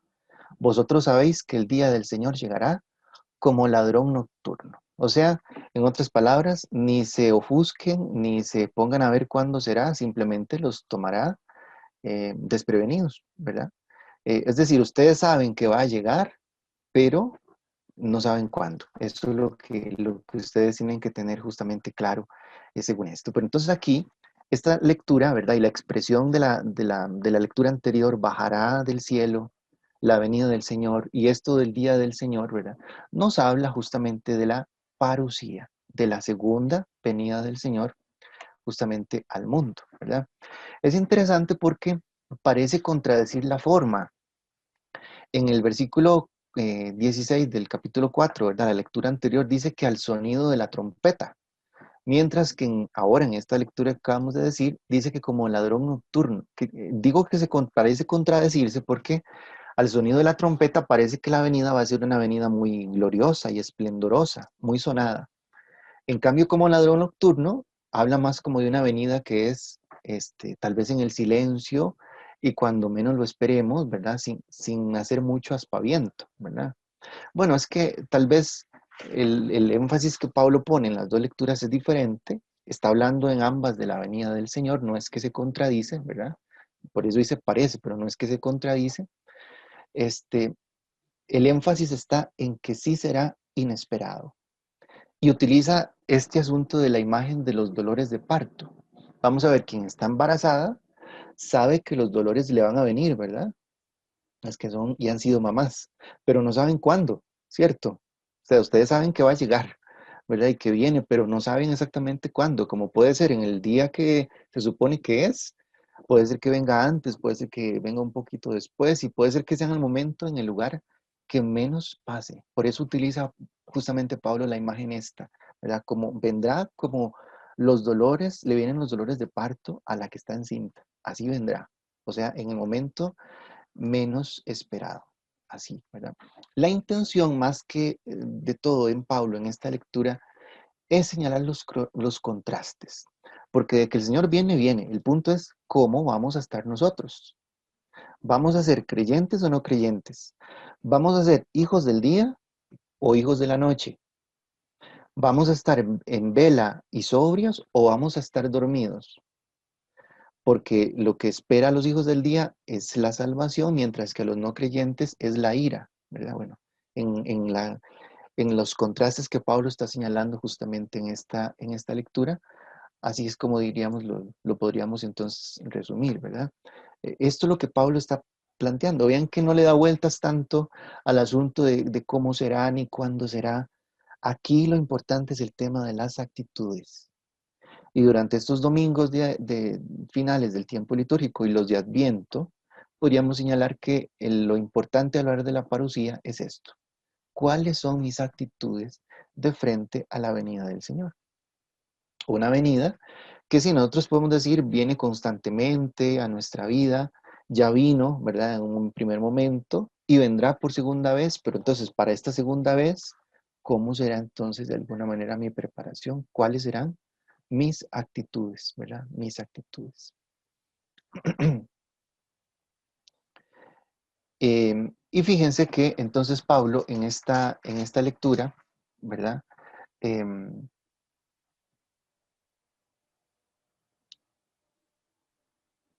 Tiene entonces al final la misma expresión que hemos estado señalando también en la otra, ¿verdad? La expresión de estar con Él. Nada más que Pablo aquí lo dice al final, ¿verdad? En el versículo 10, Dios nos ha destinado, no nos ha destinado para la ira, sino para obtener la salvación por nuestro Señor Jesucristo, que murió por nosotros para que velando o durmiendo vivamos juntos con Él. Y otra vez puse la expresión en griego porque fíjense que nos apareció otra vez la preposición sum. Y esa preposición sum nos hace referencia a la cuestión de estar con el Señor, sea en la vida o sea en la muerte. Y dormir, ¿verdad? Cuando dice aquí, sea que estemos velando o que estemos durmiendo, durmiendo es el tema de la muerte. Así se entiende bíblicamente también el dormirse. Dormirse es como estar, morir es como estar dormidos, ¿verdad? En la mentalidad bíblica. Entonces, sea que vivamos o sea que durmamos, vivamos junto con Él. Muy interesante, la palabra misma cementerio viene del griego koimeterium, ¿verdad? Que significa dormitorio. No sé si lo sabían y si no, pues es muy bonito desde el punto de vista cristiano lo que significa. Ya no es panteón, que significaba lugar de los muertos, ¿verdad? O lugar de muerte. Para nosotros es cementerio. Cuando decimos cementerio significa dormitorio. ¿Y por qué dormitorio? Porque lo que estamos allí es velando o durmiendo, esperando entonces la resurrección última. Pero estamos así, sea que estamos velando, o sea que estemos en vida, o que estemos durmiendo, o sea que estamos muertos, estamos junto con Él, estamos con Él, ¿verdad? En otros lugares también se le llama a ese lugar deposición, del latín depositio, y esa expresión depositio hace referencia en latín al derecho que tiene Cristo de recuperar el cuerpo del cristiano, en oposición a donación, ¿verdad? En otras palabras, los cuerpos que están allí depositados en un cementerio son de Cristo. Y cuando Él venga entonces en su venida, va entonces a venir a reclamar esos cuerpos que son suyos para unirlos entonces en la resurrección final, en la resurrección del último día, ¿verdad? Eso es muy interesante. ¿Cómo termina la carta? La carta termina diciendo la misma expresión: confórtense mutuamente los unos a los otros, con estas palabras. Bueno, la carta digo yo, no, esta expresión, esta parte de este capítulo 5, ¿verdad? Así como terminó el capítulo 4, ¿verdad? Consolados mutuamente con estas palabras, esta otra termina con la misma expresión: confórtense, el mismo verbo, paracaleite, alelous, significa confórtense, anímense los unos a los otros con estas palabras. El Señor viene, pero sea que vivamos o sea que muramos, estamos o estaremos viviendo siempre con el Señor. Entonces, no le podemos decir más al tema de la parucía desde el punto de vista bíblico porque la Biblia no entra en esos detalles, ¿verdad? De cómo será. En lo que entra más es en elementos de actitudes, ¿verdad? Pero algunas conclusiones desde el punto de vista teológico para terminar este tema. Las primeras comunidades cristianas esperaban la llegada inminente del Señor. Eso tengámoslo claro, porque a veces podemos toparnos en textos como estos, tesalonicenses o algunos otros, donde ya hablan de una llegada inminente, ya de una sola vez. Es porque ellos esperaban que el Señor llegara pronto y rápido, ¿verdad? Esto sería como una primera conclusión con respecto a la parucía. Luego, el mismo Pablo tiene que evolucionar y decir, bueno, no, tampoco es que no se queden sin hacer nada, porque ese era el problema también en ese tiempo. Como el Señor viene, ya no hagamos nada. No, hay que seguir entonces trabajando más bien para preparar esa venida. La parucía, esa segunda venida del Señor, ese día del Señor, como lo llama aquí también Pablo, marca un punto límite a la creación. La creación, entonces, a todo lo creado, incluidos nosotros, tiene un punto límite, ¿verdad? Pero un punto límite en el sentido de que llega a su finalidad. Ojo, que cuando nosotros decimos que llega a su finalidad, es distinto a decir que llega a su fin. Llegar al fin es decir que todo se termina. Llegar a su finalidad es decir que llegamos a para lo que estamos hechos, para lo que fuimos creados. ¿Y para qué fuimos creados? Para estar siempre con el Señor. Esa fue en principio la intención de Dios en el Edén, ¿verdad? Creó al hombre para que estuviera en unión con Él. A causa del pecado, entonces Dios restablece su plan de salvación. ¿Y cuál es la finalidad? Que estemos con el Señor. La parucía es ese punto límite de la creación, que estemos siempre con el Señor, que Dios sea todo en todos, como dice en la carta a los Corintios también. Y hay que distinguir entonces, como les decía, entre consumación y término o final. La parusía es consumación en el sentido de que se consuma el objetivo para lo que fuimos creados. No es entonces destrucción o catástrofe. Eso no es la parusía y no lo podemos entender así desde el punto de vista cristiano. El fin de la historia, cuarta conclusión, no equivale a un fin catastrófico del mundo.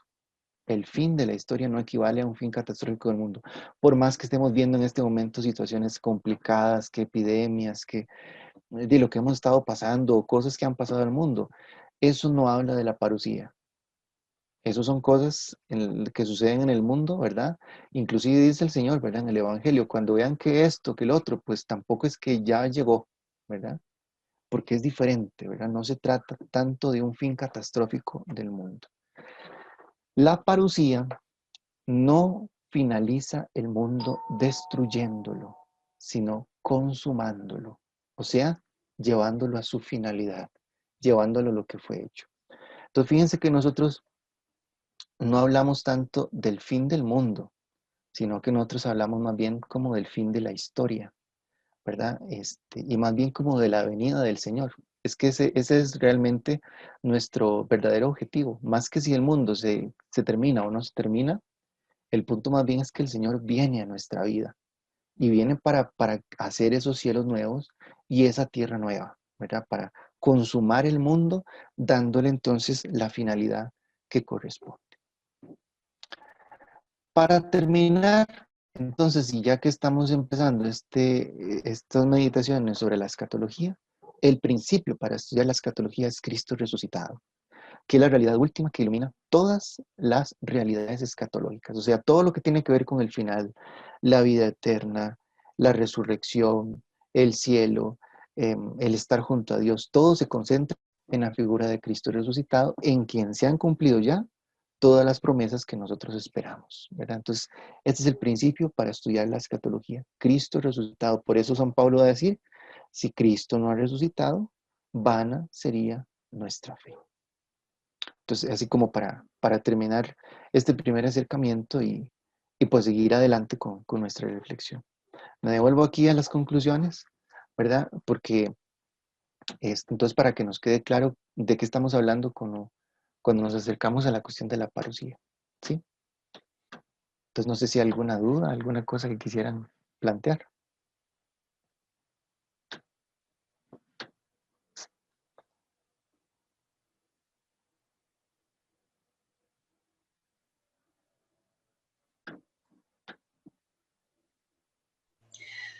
Padre, siento que esta introducción que usted nos ha dado definitivamente llena de esperanza, ¿verdad? Porque cuántas veces hemos escuchado en algunos hermanos referirse precisamente a esa venida del Señor como algo catastrófico. El fin del mundo, decimos, ¿verdad? Es que ya viene el fin del mundo. Y gente que usa mal la expresión, los signos de los tiempos, ¿verdad? Que lo usa de esa otra manera, queriendo asustar a los demás y diciendo, es que esto es los signos de los tiempos, ya viene el Señor y viene a destruirlo todo. Esto nos da una esperanza, en realidad, primero de que todos estamos a tiempo de corregir nuestra forma de vida para acercarnos cada día más al Señor y estar preparados para el momento, que solo Él sabe cuál será, de llamarnos a su presencia. Y luego para prepararnos también para ese otro gran momento de la parusía. Entonces, me gusta mucho, me siento llena, digamos, lo de una manera, ¿verdad? Entendiendo esto desde el punto de vista del que usted nos ha iluminado. Muchísimas gracias. Bueno, gracias a ustedes más bien por la paciencia. Bueno, pues hagamos una cosa, entonces, como ya son las 11, ¿verdad? Y para que ya puedan ustedes también descansar, lo dejamos por aquí. Más bien, entonces, bueno, si hay alguna otra cosa o durante la semana ven algunas cosas interesantes de este tema, pues podemos comentarlas en el siguiente. Para el siguiente, entonces, lo que les propongo es el tema del Evangelio de Mateo, los últimos ver las parábolas del discurso escatológico, que creo que también nos pueden iluminar muchísimo, y son los evangelios de estos últimos domingos.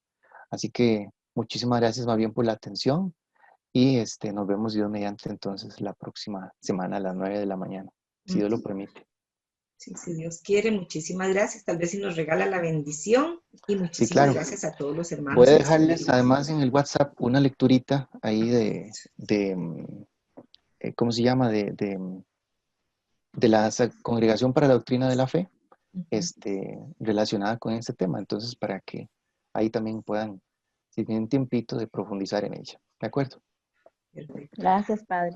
El Señor esté con ustedes. Y con tu espíritu. Con tu espíritu. La bendición de Dios Todopoderoso, Padre, Hijo y Espíritu Santo, descienda sobre ustedes y les acompañe siempre.